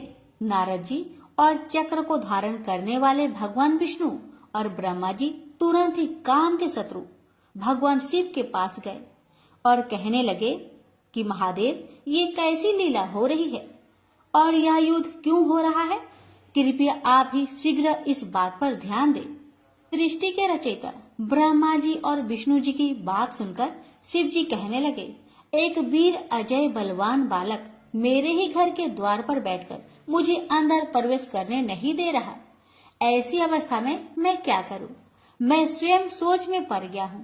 उस शक्तिशाली बालक ने मेरे सभी गणों और सभासदों को हरा दिया है। वे सब उस बालक के तीखे बाणों से और चोटों से डरकर भाग गए हैं। यह घायल हो गए हैं। आप सब मिलकर उसे समझाए और कोई न्यायपूर्ण मार्ग निकालकर इस युद्ध को रोकने की चेष्टा करे। ब्रह्मा जी ने बालक को अनेक नीतिपूर्ण और मधुर वचनों से समझाया, पर गणेश जी पर उनके उपदेश का एक भी असर न हुआ। तभी भगवान विष्णु बोले कि देवताओं में महान देवेश्वर शिव जी, यह बालक तो अजय दिखाई देता है। इसकी सरलता से इसे समाप्त नहीं किया जा सकता। बस केवल एक ही मार्ग है। मैं इस बालक को मोह बंधन में बांधकर अपने जाल में फांसकर शक्तिहीन कर दूंगा। तब हे संसार भर में उज्जवल शंभु, आप तुरंत इस पर प्रहार करके इसे समाप्त कर दीजिए। तब एक ओर से भगवान विष्णु ने गणेश जी को मोहित किया और दूसरी ओर से भगवान शंकर ने अपना त्रिशूल उठाकर उन पर प्रहार किया। उससे गणेश जी का मस्तक कटकर दूर जा गिरा और शरीर एक और जा गिरा। तब सब देवताओं व गणों ने सुख और संतोष की सांस ली। खुशी से सभी नाचने गाने लगे। ढोल नगाड़े और मृदंग बजने लगे और देवगण प्रसन्नचित हो गए। जब माता पार्वती को अपनी सखियों से इस बात की सूचना मिली कि उनके पुत्र का वध करके देवगण खुशियां मना रहे हैं, तो शिव पत्नी गौरा दुख के कारण अत्यधिक व्याकुल हो गई और बिलख बिलख कर अपने पुत्र का वियोग करने लगी। पर तुरंत ही महाशक्ति देवी पार्वती कहने लगी, जैसे देवताओं ने मेरे पुत्र को खत्म किया है, वैसे ही मैं उन्हें मृत्यु की अग्नि में झोंक दूंगी, क्योंकि पुत्र का शोक और व्याकुलता मेरे लिए असहनीय हो गई है। पार्वती जी ने ऐसा विचार करके अपनी सभी तेजस्वी शक्तियों को उत्पन्न किया और उनको आज्ञा देकर कहा कि सारे संसार में प्रलय मचा दो। बिना सोचे समझे त्राही त्राही मचा दो। जहाँ जो मिले उसको खा लो, अपना शिकार बना लो। चाहे उसमें देवता हो, ऋषि मुनि, यक्ष, किन्नर अथवा अपने पराये कोई भी हो, तुम सभी का भक्षण कर सकती हो। उसके बाद उन देवी शक्तियों ने मिलकर चारों ओर हाहाकार मचा दिया। जहाँ भी जो मिला उसे अपने क्रोध से भस्म कर दिया या सामने पाते ही उसे समाप्त कर दिया। सभी देवता और राक्षस सोच में पड़ गए। सुरों और असुरों ने मिलकर एक सभा की। सबने अपने अपने जीवन की आशा त्याग दी। सबने एक स्वर में कहा कि अपने जीवन की रक्षा के लिए बस एक ही रास्ता है कि किसी भी प्रकार इन देवी शक्तियों को उत्पन्न करने वाली शक्ति की मूर्ति महादेव की भार्य खुश हो जाए तो हमारे प्राणों की रक्षा हो सकती है, हम सब बच सकते हैं। सुर और असुरों की बातचीत हो ही रही थी कि देवताओं के ऋषि व पूजनीय नारद जी वहां आ पहुंचे। सबने अपनी करुण कथा उन्हें सुनाई और बताया कि कैसे शक्ति रूपा गौरा के कोप का वे शिकार हो रहे हैं। अब तो पर्वत राज की पुत्री ईश्वरीय शक्तियों में महान शक्ति रूपा पार्वती को खुश किए बिना हमारा कल्याण नहीं हो सकता। तो कठिनाई तो यह है कि प्रतिदिन सिद्धियों को सिद्ध करने वाली क्रोधित पार्वती के पास कौन जाए। तब नारद जी के साथ मिलकर सारे देवता और ऋषि मुनि संसार की जननी जगदम्बा के पास पहुँचे और शक्ति रूपा शिवा के चरणों में झुककर प्रणाम किया और उनसे प्रार्थना करने लगे कि हे जगत जननी जगदम्बे, हम सब आपको बार बार नमस्कार करते हैं। हे देवियों में भी परम शक्तिशाली चंडिके, आप संसार की प्रथम व आदि शक्ति है। आप जगत की रचना करने वाली है। सृष्टि में उपस्थित सब पदार्थों का संहार करने वाली शक्ति है। हे देवी, आपके क्रोध से तीनों लोग व्याकुल हो रहे हैं। आपके गुस्से को सहन करने की क्षमता हम में नहीं। कृपया हमारी विनय प्रार्थना और स्तुति को स्वीकार करें। देवी, अपने क्रोध को शांत करें, हम पर कृपा करें। हम सब आपके चरणों में शीश झुकाते हैं। फिर सारे देवता और ऋषिगण माता भगवती के चरणों में प्रार्थना करते हुए शीश झुकाकर खड़े हो गए। उन देवगण व ऋषिगणों की विनती व स्तुति को सुनकर समस्त लोकों की देवी शिवजी की पत्नी पार्वती का हृदय भी करुणा से भरे बिना न रह सका और उनका मन द्रवित हो गया। वे कहने लगी कि यदि मेरा पुत्र गणराज फिर से जीवित हो जाए और आप देवता व ऋषियों के मध्य पूजनीय माना जाए तथा उसे सर्वाध्यक्ष पद प्रदान किया जाए, तभी मेरा क्रोध शांत हो सकता है। तभी तीनों लोकों में शांति स्थापित हो सकती है, अन्यथा नहीं। क्या था? ऋषिगण कहने लगे कि वही बात माननी चाहिए जिससे तीनों लोकों के स्वामी की पत्नी पार्वती जी को सुख मिले। ऐसा विचार कर सभी शिव जी के पास पहुँचे और शक्ति रूपा शिवा की बात उनसे कही। कपूर और गुरुचन का तिलक लगाने वाले तीनों लोकों के स्वामी शिव जी ने अपने गणों को आज्ञा दी कि तुम सब उत्तर दिशा की ओर जाओ तथा उत्तर दिशा की ओर सिर करके सोता हुआ जो भी प्राणी मिले उसी का मस्तक काटकर मेरे पास ले आओ। उन्होंने बालक के सिर रहित शरीर कमंद को धो पोछकर साफ किया और विधि पूर्वक पूजा अर्चना करने लगे। शिव जी के सब गण उत्तर दिशा में भ्रमण के लिए निकल पड़े। शिव गणों को सबसे पहले एक गज मिला। उस गजराज का एक ही दांत था।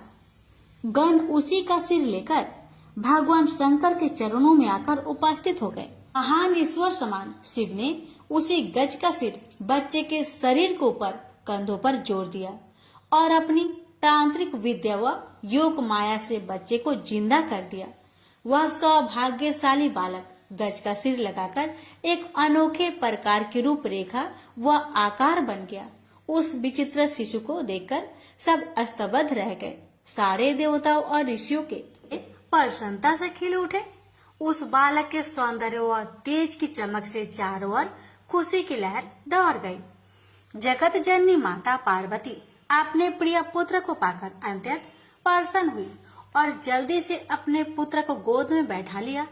शिवा कहने लगी कि आप सबको बहुत कष्ट उठाना पड़ा, पर अब मैं बहुत खुश हूँ। इस बालक के मुख और मस्तक पर सिंदूर लगा है, इसलिए जो मनुष्य व जीव इस गणराज बालक की सिंदूर, गंध, पुष्प आदि से पूजा करेंगे उसके सारे मनोरथ और इच्छाएं पूर्ण हो जाएगी। इसकी पूजा से सभी विघ्नों और बाधाओं का नाश हो जाएगा। सभी देवताओं ने उन्हें अलग अलग वरदान दिए और सभी देवताओं में उन्हें प्रथम पूजनीय मान लिया गया। तभी से भक्ति पूजा अर्चना में गणेश जी की सबसे पहले पूजा की जाने लगी। वैवर्त पुराण में वर्णित एक कथा के अनुसार पर्वतराज की पुत्री पार्वती का जब बैल पर सवारी करने वाले शिव जी के साथ विवाह संस्कार हुआ तो समस्त जड़ और अजर की आत्मा में निवास करने वाले महेश्वर उन्हें लेकर वनों में विहार करने के लिए चले गए। तब एक लंबे समय तक देवताओं में भी सर्वाधिक पूजनीय शंकर का वन विहार चलता रहा। एक दिन अचानक ही धर्म की आज्ञा मानने वाली धर्म परायणा पतिव्रता पार्वती ने शिव शंकर से एक निवेदन किया, हे प्रभु, मैं एक उत्तम श्रेष्ठ पुत्र प्राप्त करना चाहती हूँ। तीनों लोकों के स्वामी अर्थात भगवान त्रिपुरारी, जो स्वयं भूतों के स्वामी भी है, अपने धर्म परायणा पत्नी की बात सुनकर कहने लगे कि मैं तुम्हें पुत्र प्राप्त करने वाला एक श्रेष्ठ व्रत और उसकी विधि बताता हूँ। यह व्रत अपने आप में बड़ा पवित्र, पुण्यदायक और फलकारी है, इसलिए इस व्रत का नाम पुण्यक व्रत भी है। इसकी पूजा अर्चना अर्थात अनुष्ठान की विधि 1 वर्ष तक चलती है। धर्मात्मा मनु की पत्नी भी पुत्र न होने के कारण अत्यधिक दुखी थी, इसलिए एक दिन उन्होंने विधाता से प्रार्थना पूर्वक पुत्र प्राप्ति का उपाय पूछा था। वह नारी ब्रह्म लोक में जाकर ब्रह्मा अर्थात विधाता से विनय पूर्वक बोली कि हे भगवान, आप संसार के रचयिता और सृष्टिकर्ता कहलाते हैं। सब कारणों का भी आपको ज्ञान है। पुत्र के बिना गृहस्थ जीवन नीरस और अर्थहीन लगता है। पुत्र के बिना स्त्री पुरुष का जन्म व्यर्थ है। अन्य धन और सभी सुखद सामग्री निष्फल है। मानव के तप और दान का फल उसे जन्म जन्मांतर तक मिलता रहता है। तप और दान के कर्म कांड अनेक कल्पों तक सुख प्रदान करते रहते हैं, पर पुत्र ही एक ऐसा रूप है जो पिता को इसी जन्म में सुख, संतोष और हर्ष प्रदान करता है। पुत्र ही पुत्र नामक नरक से रक्षा करता है। मेरी इच्छा और प्रार्थना को जानकर कृपया आप वह विधि और उपाय बताए जिसके द्वारा बंध्या को भी पुत्र प्राप्त हो सके। माता कहने लगे कि हे पुत्री, मैं तुम्हें एक ऐसा व्रत बताता हूँ जो समस्त इच्छाओं को पूरा करने वाला और परम सुखद है। यदि तुम विधि विधान से इस व्रत का अनुष्ठान करोगी तो श्री नारायण विष्णु के स्वरूप जैसे ही श्रेष्ठ और पराक्रमी पुत्र की प्राप्ति तुम्हें होगी। व्रत के समय 1 वर्ष निरंतर वेदों में बताई गई वस्तुओं का दान करते रहना चाहिए। माघ मास से शुक्ला पक्ष की त्रयोदशी से इस व्रत को प्रारंभ करना चाहिए। व्रत करने वाले व्रती को चाहिए कि व्रत आरंभ करने के पहले दिन द्वादशी को उपवास या व्रत रखे तथा अगले दिन त्रयोदशी प्रातःकाल ब्रह्म मुहूर्त में उठकर नित्य कर्मों को समाप्त करके श्री हरि के मंदिर में जाकर उन्हें अर्घ्य अर्थात जल चढ़ाए, पूजा अर्चना व प्रार्थना करे। फिर तुरंत घर वापस जाकर किसी सुयोग्य ब्राह्मण को आचार्य पद के लिए चुनकर भगवान विष्णु की स्तुति करते हुए मंत्रों का उच्चारण करे और फिर कलश की स्थापना कर मन में दृढ़ संकल्प कर इस व्रत का अनुष्ठान प्रारंभ करे और श्री हरि विष्णु का निरंतर ध्यान करे। के बाद हे पुत्री, अनेक प्रकार के फल, पुष्प और सुगंधित द्रव्य और प्रसादों से भगवान विष्णु की आराधना शुरू करनी चाहिए। कुष्मांड, श्रीफल, नारियल और जंबीर आदि फलों से श्री हरि की भक्ति करनी चाहिए। अनेक वाद्य यंत्रों का प्रयोग कर भजन गीत, संगीत और नृत्य कर श्री हरि को प्रसन्न करना चाहिए। उनकी भक्ति और वर प्राप्ति के लिए 1 लाख सुगंधित पुष्पों की माला श्री हरि को भेंट करनी चाहिए। भगवान की संतुष्टि और आनंद के लिए अनेक प्रकार के स्वादिष्ट व्यंजनों का प्रसाद बनाकर भोग लगाना चाहिए। फूल, मिश्री और तुलसी के पत्ते का मिश्रण बनाकर श्री हरि के स्थान को सुसज्जित रखना चाहिए। व्रत करने वाली स्त्री को 100 ब्राह्मण को नित्य स्वास्तिक, शुद्ध व स्वादिष्ट भोजन कराना चाहिए। भगवान शिव ने पार्वती से कहा कि हे देवी, हर दिन पूजा के समय सुगंधित फूलों से भरकर 100 अंजलियां पावन प्रभु श्री हरि को अर्पित करनी चाहिए और 100 बार शीश झुकाकर प्रणाम करना चाहिए। व्रत काल के अंतर्गत 6 महीने तक हविष्यान, यज्ञ में चढ़ाए जाने वाला अन्न अर्थात अगहनी, चावल, धान, मूंग, तिल, जौ, मटर, तिन्नी, साठी, दूध, दही, घी, घृत पकवान, शक्कर, लौंग, जीरा, पीपल, सेंधा नमक, समुद्री नमक, भथुआ, मूली, आम, इमली, कटहल, नारंगी, केला, हरहर और आंवला आदि हबिष्यान कहे जाते हैं। व्रती को 5 मास तक फलहार, 1 पक्ष तक हबी, हरे शाकफल इत्यादि का आहार और 1 पक्ष में केवल जल पर निर्भर रहना होता है। उपयुक्त विधि से व्रत करने पर फिर उसका उद्यापन करना चाहिए। 360 डालिया सुंदर वस्त्र, अति उत्तम उपहारों, आभूषणों, भोज्य पदार्थों और यज्ञोपवीत यानी जनेऊ से भरकर दान करें। हवन यज्ञ में 1360 घी की आहुतियां देकर प्रणाम करें। इतने ही ब्राह्मणों को श्रद्धा पूर्वक इच्छित भोजन कराकर 1-1 स्वर्ण मुद्रा की दक्षिणा दे। इस व्रत को करने से श्री हरि के चरणों में पक्की और पूर्ण भक्ति हो जाती है।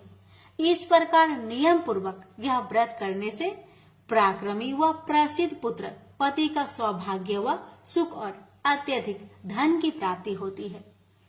संसार के पितामह अर्थात ब्रह्मा की कृपा व प्रेरणा को पाकर 100 रूपों को धारण करने वाली शत्रुपा सती अत्यधिक प्रभावित व प्रसन्न हुई। फिर उन्होंने इस सुफल को देने वाले व्रत को विधि विधान से श्रद्धा पूर्वक किया। व्रतधारी धर्मात्मा मनु की पत्नी ने इस परम और सुभद व्रत को किया। उनके यहाँ प्रिय व्रत और उत्तानपाद नामक 2 सुंदर, तेजस्वी और यशस्वी बालक उत्पन्न हुए। और सिद्ध महाभाग देवहूति ने भी जब इस व्रत के महात्म्य को सुना तो उन्होंने भी इस व्रत को धारण करके श्री हरि के अंश कपिल जी को अपने पुत्र रूप में पा लिया था। देवताओं की माता कही जाने वाली अदिति के यहाँ भी वामन भगवान उत्पन्न हुए थे। इस महान और महिमाकारी व्रत के प्रभाव के कारण अनेक सौभाग्यवान और पुत्रहीन नारियां पुत्रवती हुई है। जी कहने लगे, हे प्राण भल्ले, तुम भी इस व्रत का श्रद्धा पूर्वक, विधि पूर्वक, भक्ति पूजा युक्त पालन करो। तुम्हें निश्चय ही परम दुर्लभ पुत्र रत्न प्राप्त होगा। कपूर और अर्थात कपूर और सुगंधित गुरु चरण का तिलक धारण करने वाले शंकर के द्वारा ऐसे मधुर और महिमामय वचन सुनकर सती पार्वती ने भी इस पवित्र और सुलभ देने वाले दुर्लभ व्रत को किया था। तभी उनके यहाँ भगवान गणेश जी पुत्र रूप में उत्पन्न हुए थे। पुत्र पैदा होने की खुशी में माता गौरा अत्यधिक प्रसन्न हुई। स्वर्ग और मोक्ष को दान देने वाले माता पार्वती के स्वामी शिव जी भी पुत्र के उत्पन्न होने से बहुत खुश हुए और उनकी दिव्य प्रेरणा से अनेक वाद्य यंत्र बजने लगे। चहुओर संगीत, नृत्य और आनंद की लहर दौड़ गई। पुत्र प्राप्ति की मंगल कामना पूर्ण होने के कारण परमपिता महादेव ने ब्राह्मणों, बंदियों और भिक्षुओं को नाना प्रकार के रत्न, मूल्य द्रव्य और बहुमूल्य धन संपत्ति का दान किया। प्राणी मात्र के सच्चे साथी, सुभैसी जगत का उद्धार करने वाले, शीघ्र प्रसन्न होने वाले शिव शंकर के घर शिशु के प्रकट होने की खुशी में सभी देवता ऋषिगण खुशी और आनंद से भरकर मदमस्त हो गए। सबने बालक के जीवन के लिए मंगल कामनाएं की। सभी देव समूह, ऋषिगण, गंधर्व, किन्नर वहां आए और शिशु को आशीर्वाद दिया और उसके उज्जवल व मंगलमय जीवन की कामना की। गौरी नंदन अर्थात माता गौरी के पुत्र को देखने के लिए अनेक देवतागण भगवान शंकर के पास आए। देवताओं को गौरी नंदन को देखने जाते हुए सूर्य पुत्र शनिचर अर्थात धीरे धीरे चलने वाला की भी तीव्र इच्छा हुई कि मैं भी भूत भावन अर्थात भूतों को भी अच्छे लगने वाले शिव शंकर के घर जाऊं। बालक गणेश को देखने की कामना से शनिचर ने भूत भावन शिव जी के घर प्रवेश किया। समस्त संसार की जननी पार्वती नवजात शिशु को गोद में लेकर बैठी थी। योगियों में भी महान कहलाए जाने वाले शनिचर माता पार्वती के सम्मुख शीश झुकाकर खड़े हो गए और नतमस्तक होकर उन्हें प्रणाम किया।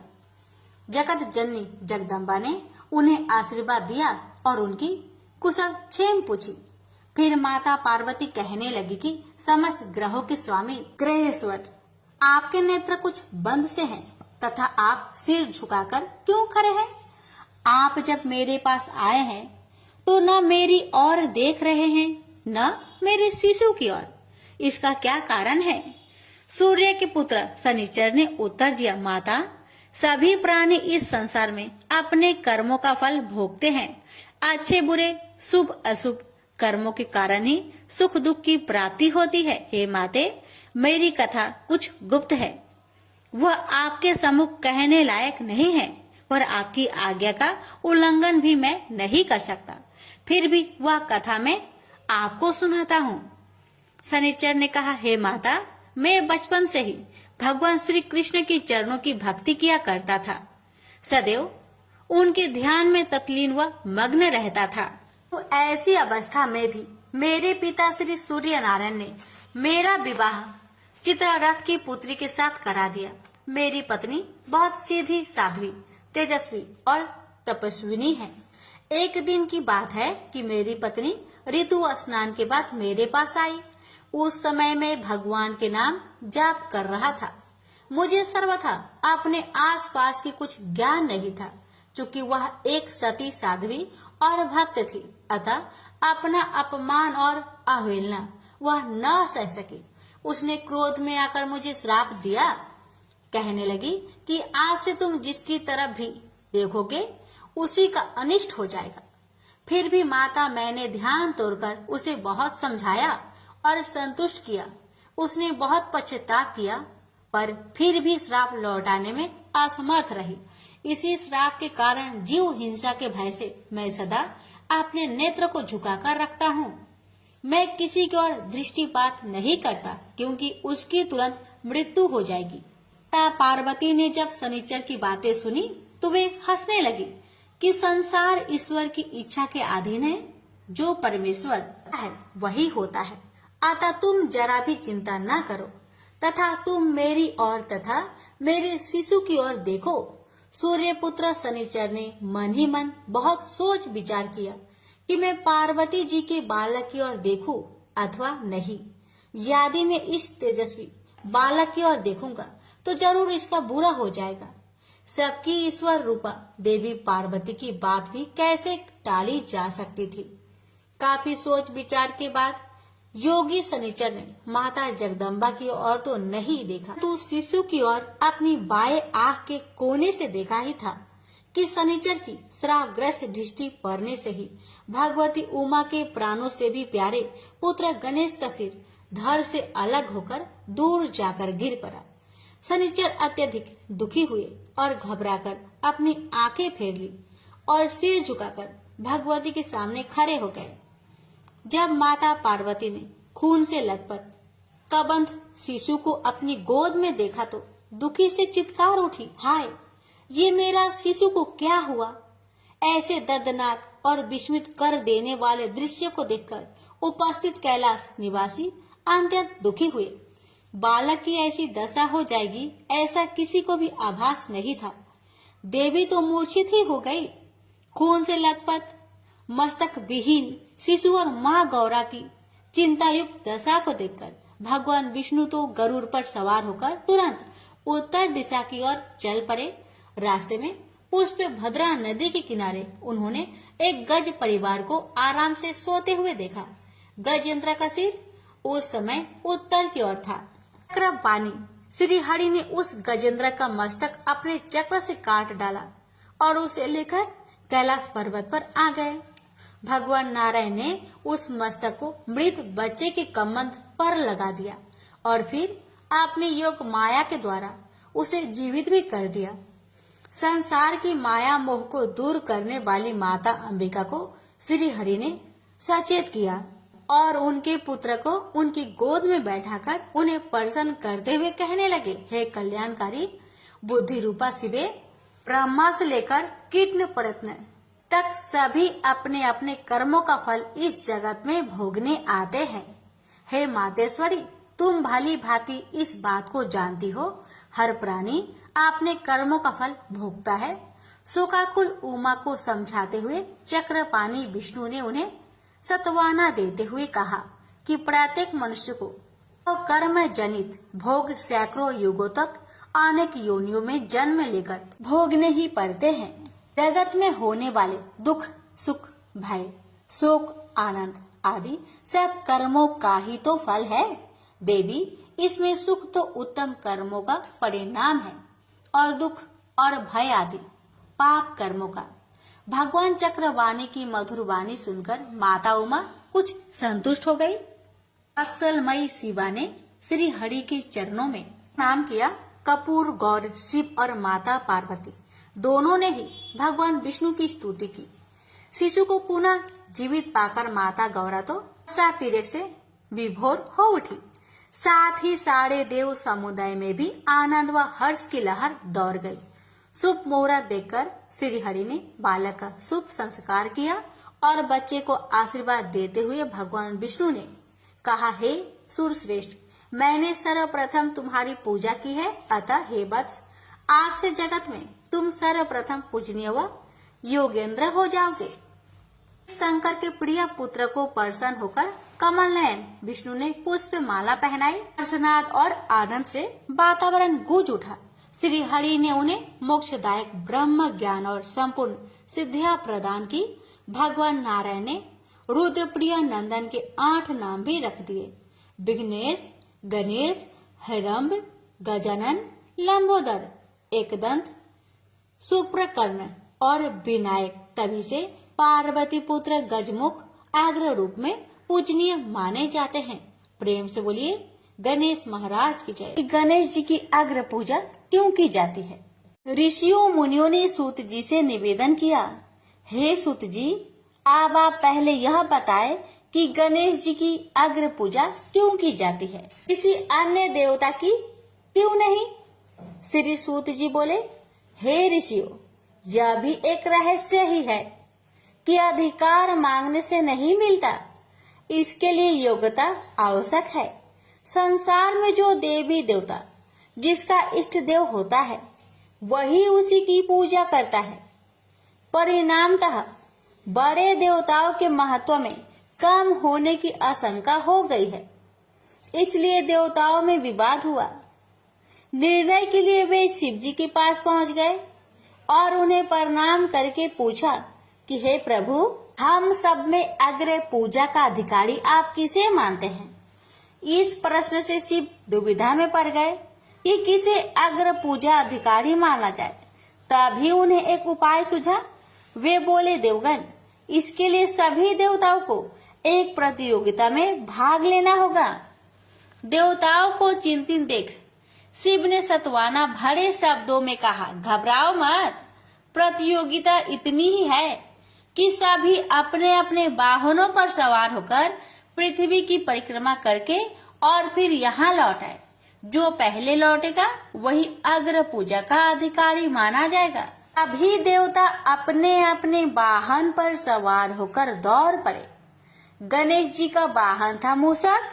मूषक के बल पर प्रतियोगिता कैसे जीती जा सकती थी? अतः गणेश जी ने सोचा कि प्रतियोगिता में क्या रखा है, कहीं बैठकर प्रभु लीला का आनंद लिया जाए। उन्होंने विचार किया कि शिव जी स्वयं ही जगत आत्मा है, यह समूचा संसार उन्हीं का रूप है, तब क्यों ना इन्हीं की परिक्रमा कर ली जाए। इससे पृथ्वी की भी परिक्रमा स्वयं हो जाएगी। फिर उन्होंने मूषक पर चढ़कर शिव जी की परिक्रमा की और उनके समक्ष जा पहुँचे।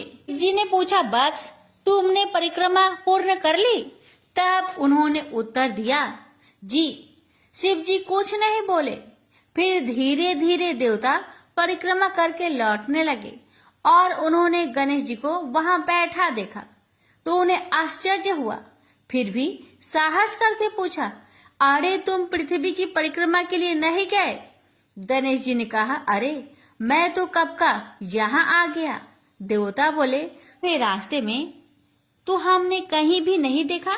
गणेश जी ने उत्तर दिया, तुम्हारा कहना ठीक है, देखते भी तो कहाँ से, समूचा संसार तो शिव रूप में यही विद्यमान है। फिर मुझे व्यर्थ भ्रमण की क्या आवश्यकता थी? मैंने इन्हीं प्रभु की परिक्रमा निष्ठा पूर्वक कर ली। सूत जी बोले, मुनियो, गणेश जी अपनी बुद्धि के बल पर ही विजयी हुए। इसी विजय के कारण उसी दिन से गणेश जी की प्रथम पूजा होने लगी। शौनक जी ने पूछा कि हे सूत जी, हम गणेश जी के चरित्रों का अध्ययन किस ग्रंथ में कर सकते हैं? हे प्रभु, आप तो सर्वज्ञ हैं, आप ही उनके चरित्रों का वर्णन करें तो हम पर अति उपकार होगा। सूत जी बोले कि हे मुनियो, गणेश जी के सभी चरित्रों का कथन इस जिह्वा से करना संभव नहीं है।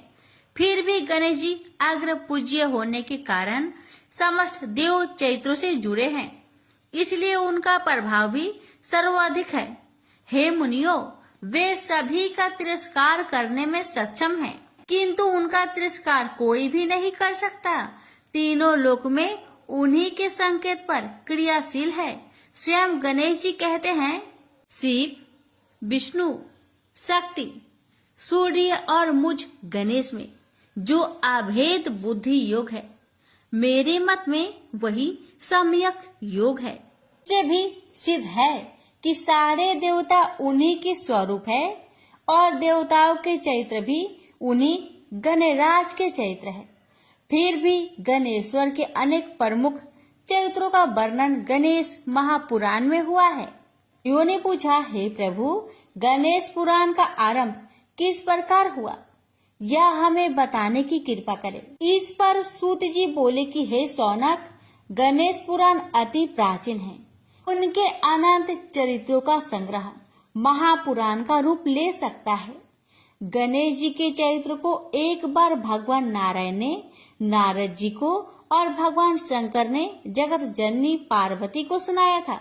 बाद में वही पुराण संक्षेप में ब्रह्मा जी ने महर्षि वेद व्यास को सुनाया और फिर व्यास जी से महर्षि भृगु ने सुना। भृगु ने सौराष्ट्र के एक राजा सोमकांत को सुनाया था। तब से यह पुराण प्रचलित है। मुनियों ने पूछा, भगवान राजा सोमकांत कौन था? उसने महर्षि भृगु से गणेश पुराण का श्रवण कहाँ किया था? उस पुराण के श्रवण से उसे क्या क्या लाभ हुआ? हे नाथ, हमारी श्री गणेश्वर की कथा के प्रति उत्कंठा बढ़ती ही जा रही है। सूत जी बोले कि हे मुनियो, सोमकांत सौराष्ट्र के देवनगर का राजा था। वह अपनी प्रजा का पुत्रवत पालन करता था। वह वेद ज्ञान संपन्न, शास्त्र विद्या में निपुण एवं प्रबल प्रतापी, अत्यंत वैभवशाली राजा था। उसका ऐश्वर्य कुबेर से भी ऐश्वर्य को लज्जित करता था। उसकी पत्नी अत्यंत रूपवती, गुणवती, धर्मज्ञ एवं पतिव्रत धर्म का पालन करने वाली थी। वह सदैव अपने स्वामी की सेवा में तत्पर रहती थी। उसका नाम सुधर्मा था। रानी की भक्ति ही राजा भी एक पत्नी व्रत का पालन करने वाला था। उसके हेमकांत नाम एक सुंदर पुत्र था। वह भी पिता की भांति होनहार था। इस प्रकार राजा सोमकांत सब तरह से सुखी था। सभी राजागण उसका हार्दिक सम्मान करते थे तथा उसकी श्रेष्ठ कृति भी संसार व्यापी थी। परंतु युवा अवस्था के बाद सोमकांत को कुष्ठ रोग हो गया। अनेक उपचार के बाद भी कोई लाभ नहीं हुआ। जब रोग की अधिक तीव्रता होने लगी और उसका कोई उपाय न हो सका, तो राजा ने अमात्यों को बुलाकर कहा कि सुब्रतो, जाने किस कारण यह रोग मुझे पीड़ित कर रहा है। अवश्य ही यह किसी पूर्व जन्म के पाप का फल होगा। अतः मैं अपना समस्त राजपाट छोड़कर अब वन में वास करूंगा। मेरे पुत्र हेमकांत को आप मेरे समान मानकर राज्य शासन का धर्म पूर्वक संचालन करते रहे। फिर राजा ने शुभ मुहूर्त में पुत्र हेमकांत को राज्य पद पर अभिषिक्त कर अपनी पत्नी सुधर्मा के साथ निर्जन वन की ओर प्रस्थान किया। प्रजा ने राजा को राज्य की सीमा तक पहुंचाया। प्रजा के नेत्र अश्रुपूरित थे। राजा ने प्रजा अमात्य गौओं को समझाते हुए कहा कि आप सब लोग धर्म के जानने वाले, श्रेष्ठ आचरण में तत्पर एवं सहृदय हैं। यह संसार तो वैसे भी परिवर्तनशील है, मेरे स्थान पर मेरा पुत्र सभी कार्यों को करेगा, इसलिए आप सब उसके अनुशासन में रहते हुए उसे सदैव सम्मति देते रहे। फिर पुत्र से कहा, बेटा, हमारे पूर्वज भी परमात्मागत रूप से वृद्ध अवस्था आने पर वन में जाते रहे हैं। मैं कुछ समय पहले ही वन में जा रहा हूँ।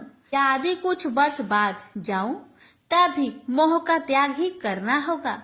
इसलिए हे वत्स, तुम दुखी मत हो और मेरी आज्ञा मानकर राज्य शासन को ठीक प्रकार से चलाओ। इस प्रकार राजा सोमकांत ने सभी को समझा बुझाकर और स्वयं ने अपनी पतिव्रता भार्या के साथ वन में प्रवेश किया। पुत्र हेमकांत के आग्रह से उसने सुबल और ज्ञान गम्य को आमंत्रियों को भी साथ ले लिया। उन सब ने एक सुंदर स्थान पर विश्राम किया। तभी उन्हें एक मुनि कुमार दिखाई दिए। राजा ने उससे पूछा, तुम कौन हो, कहाँ रहते हो? यदि उचित समझो तो मुझे बताओ। मुनि कुमार ने मधुर वाणी में कहा कि मैं महर्षि भृगु का पुत्र हूँ। मेरा नाम चवन्य है। हमारा आश्रम पास में ही है। अब आप बताइए कि आप कौन हैं? राजा ने कहा कि मुनि कुमार, मैं सौराष्ट्र के देवनगर का राजा हूँ। अब अपने पुत्र को राज्य देकर मैंने वन की शरण ली है। मैं कुष्ठ रोग से पीड़ित हूँ। इसका कोई उपचार हो तो कृपया मुझे बताएं। मुनि कुमार ने कहा कि मैं अपने पिताजी को आपके बारे में बताता हूँ, फिर वे जैसा कहेंगे मैं आपको बताऊंगा। ऐसा कहकर मुनि कुमार चला गया और कुछ देर में लौटकर बोला कि राजन, पिताजी की आज्ञा अनुसार आप तब मेरे साथ आश्रम में चलकर उनसे भेंट करें, तभी आपके रोग के विषय में भी विचार किया जाएगा। राजा अपनी पत्नी और आमातियों सहित चवन्य के साथ भृगु आश्रम में पहुंचा और भृगु ऋषि को प्रणाम करके बोला, हे भगवान, मैं आपकी शरण में हूँ, आप मुझ कुष्ठ पर कृपा करें। महर्षि बोले, राजन, यह तुम्हारे किसी पूर्व जन्म कृत पाप का ही उदय हुआ है। इसका उपाय मैं तुम्हें कल बताऊंगा। आज तुम यहीं विश्राम करो। महर्षि की आज्ञा अनुसार सबने स्नान भोजन आदि के उपरांत रात्रि व्यतीत की और प्रातः स्नान आदि नित्य कर्मों से निवृत्त होकर महर्षि की सेवा में उपस्थित हुए। महर्षि ने कहा, राजन, मैंने तुम्हारे पूर्व जन्म का वृत्तांत जान लिया है। तुम पूर्व जन्म में एक धनवान वैश्य के लड़के पुत्र थे। वह वैश्य विंध्याचल के निकट कोल्हार नाम ग्राम में निवास करता था। उसकी पत्नी का नाम सुलोचना था। तुम्हारा नाम कामद था। तुम्हारा लालन पालन बड़े ही लाड़ प्यार से हुआ।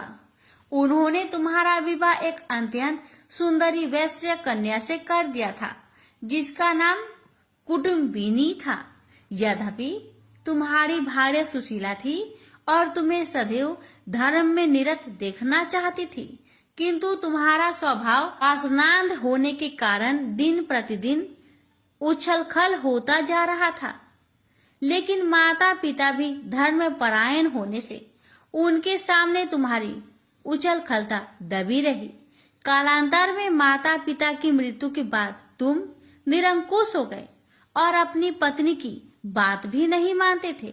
तुम्हें अनाचार में प्रवृत्त देखकर उसे दुख होता था, लेकिन उसका कुछ बस न चलता था। तुम्हारी उन्मत्ता चरम सीमा पर थी। अपनों से भी देश और क्रूरता का व्यवहार किया करते थे। हत्या आदि करा देना तुम्हारे लिए सामान्य बात थी। पीड़ितों ने तुम्हारे विरुद्ध राजा से पुकार की। अभियोग चला और तुम्हें राज्य की सीमा से बाहर कर दिया गया।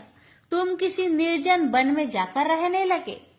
उस समय तुम्हारे कार्य लोग को लूटना और हत्या करना ही रह गया। एक दिन मध्य काल में गुणवर्धक नामक एक विद्वान ब्राह्मण युवक उधर से निकला। वह अपनी ससुराल जा रहा था। तुमने उस ब्राह्मण युवक को पकड़कर लूट लिया और प्रतिरोध करने पर उसे मारने लगे। तो वह चित्कार करने लगा, मुझे मत मार, मत मार। देख, मेरा दूसरा विवाह हुआ है, मैं पत्नी को लेने के लिए जा रहा हूँ। किंतु तुमने उसकी बात सुनकर भी नहीं सुनी। अंत में मरते समय उसने तुम्हें श्राप दिया, अरे हत्यारे, मेरी हत्या के पाप से तू सहस्त्र कल्प तक घोर नरक भोगेगा। इस प्रकार उस जन्म में तुमने घोर पाप कर्म किए थे, किंतु बुढ़ापे में तुम्हारे साथ जो क्रूर कर्मा थे वे भी किनार कर गए। महर्षि भृगु ने कहा कि राजन, अब तुम निरालंब थे, भूख से पीड़ित रहने के कारण रोगों ने भी घेर लिया था। उधर से जो कोई भी निकलता तुम्हें घृणा की दृष्टि से देखता और चलता बनता। तब तुम आहार खोजते हुए बड़ी कठिनाई से चलकर एक जीर्ण चीर्ण देवालय में पहुंचे। उसमें भगवान गणेश्वर की प्रतिमा विद्यमान थी। तब ना जाने किन पुण्यों के कारण तुम्हारे मन में गणेश जी के प्रति भक्ति भाव पैदा हुआ। तुम निराहार रहकर उनकी उपासना करने लगे। उससे तुम्हें सब कुछ मिला और रोग भी थोड़ा कम हो गया। राजन, तुमने अपने साथियों की दृष्टि से बचाकर बहुत सा धन एक स्थान पर गाड़ दिया। उसी धन को तुमने बाद में देवालय के जीर्णोद्वार में लगा दिया। इस कारण तुम्हारी प्रसिद्धि हुई। फिर यथा समय तुम्हारी मृत्यु हुई। तब यमदूत तुम्हें पकड़कर यमराज के सामने ले गए। यमराज तुमसे बोले, जीव, तुमने पाप और पुण्य दोनों ही किए हैं और दोनों का ही भोग तुम्हें भोगना है। किंतु पहले तुम पाप का फल भोगना चाहते हो या पुण्य का? इसके उत्तर में तुमने प्रथम अपने पुण्य कर्मों के भोग की इच्छा प्रकट की, इसलिए तुम राजकुल में जन्मे हो। पूर्व जन्म में तुमने भगवान गणाध्यक्ष का सुंदर एवं भव्य मंदिर बनवाया था। उसके प्रभाव से तुम्हें सुंदर देह मिली है। इतना कहकर महर्षि भृगु मौन हो गए, क्योंकि उन्होंने देखा कि राजा को इस वृत्तांत पर शंका हो रही थी। तभी महर्षि के शरीर से असंख्य विकराल पंछी उत्पन्न होकर राजा की ओर झपटे और उसके शरीर को पैनी चोट से नोच नोच कर खाने लगे। राजा पीड़ित हो महर्षि भृगु से प्राण रक्षा की प्रार्थना करने लगा। राजा के अवर्त वचन सुनकर महर्षि ने सत्वाना देते हुए कहा, राजन, तुमने मेरे वचनों में शंका की थी और जो मुझे सत्यवादी के कथन में शंका करता है उसे खाने के लिए मेरे शरीर से इसी प्रकार पंछी प्रकट हो जाती है, जो कि मेरे हुक्कार करने पर भस्म हो जाया करते हैं। ऐसा कहकर महर्षि ने हुक्कार की तो सभी पंछी भस्म हो गए। राजा श्रद्धाभिभूत होकर आश्रुपात करता हुआ बोला, प्रभु, आप उस पाप से मुक्त होने का उपाय बताए। महर्षि ने कहा, राजन, तुम पर भगवान गणेश्वर की कृपा सहज रूप से है और वे ही सर्वसमर्थ है, इसलिए तुम उनके पाप नाशक चरित्रों का श्रवण करो। गणेश पुराण में उनके प्रमुख चरित्रों का भली प्रकार वर्णन हुआ है। अतः तुम श्रद्धा भक्ति पूर्वक उसी को सुनने में अपने चित्त को लगाओ। राजा ने प्रार्थना की, महामुने, मैंने गणेश पुराण का नाम भी आज तक नहीं सुना, तो उनके चरित्रों को सुनने का सौभाग्य कैसे प्राप्त कर सकूंगा? नाथ, आपसे अधिक ज्ञानी और प्रकांड विद्वान और कौन हो सकता है? आप ही मुझ पर कृपा कीजिए। महर्षि ने राजा की दीनता देखकर उनके शरीर पर अपने कमंडल का मंत्र भी मंत्रित जल छिड़का। तभी राजा को एक छींक आई और नासिका से काले वर्ण का एक सूक्ष्म पुरुष बाहर निकला। देखते देखते वह बढ़ता चला गया। उसके विकराल रूप को देखकर राजा कुछ भयभीत हुआ, किंतु समस्त आम्रवासी वहां से भाग गए। वह पुरुष महर्षि के समक्ष हाथ जोड़कर खड़ा हो गया। महर्षि भृगु ने उसकी ओर देखा और कुछ ऊंचे स्वर में बोले, तुम कौन है? क्या चाहता है? बोला, मैं साक्षात पाप हूँ। समस्त पापियों के शरीर में मेरा निवास है। आपके मंत्र भी मंत्रित जल के स्पर्श से मुझे विवश होकर राजा के शरीर से बाहर निकलना पड़ा। अब मुझे बड़ी भूख सता रही है, बताइए क्या खाऊं और कहाँ रहूं? महर्षि बोले, तू उस आम के पेड़ के खाली स्थान में निवास कर और उसी वृक्ष के पत्ते खाकर जीवन निर्वाह कर। यह सुनते ही वह पुरुष आम के वृक्ष के पास पहुंचा तो उसके स्पर्श मात्र से वह वृक्ष जलकर भस्म हो गया। फिर जब पाप पुरुष को रहने के लिए कोई स्थान दिखाई न दिया तो वह भी तिरोहित हो गया। महर्षि भृगु बोले, राजन, कालांतर में यह वृक्ष पुनः अपने उसी रूप को धारण करेगा। जब तक यह पुनः उत्पन्न न हो तब तक मैं तुम्हें गणेश पुराण का श्रवण कराता रहूंगा।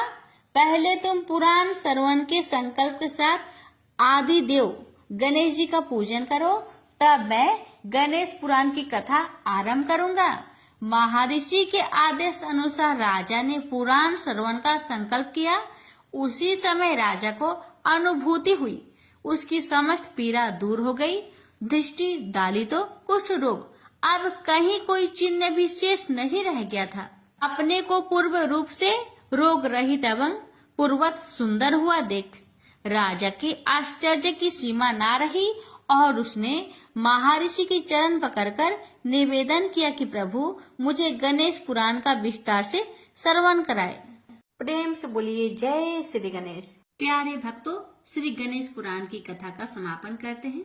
इसके आगे की कथा अगले वीडियो में अवश्य सुनिएगा। गणेश जी महाराज आप सभी भक्तों की हर मनोकामना को पूर्ण करें। जय श्री गणेश।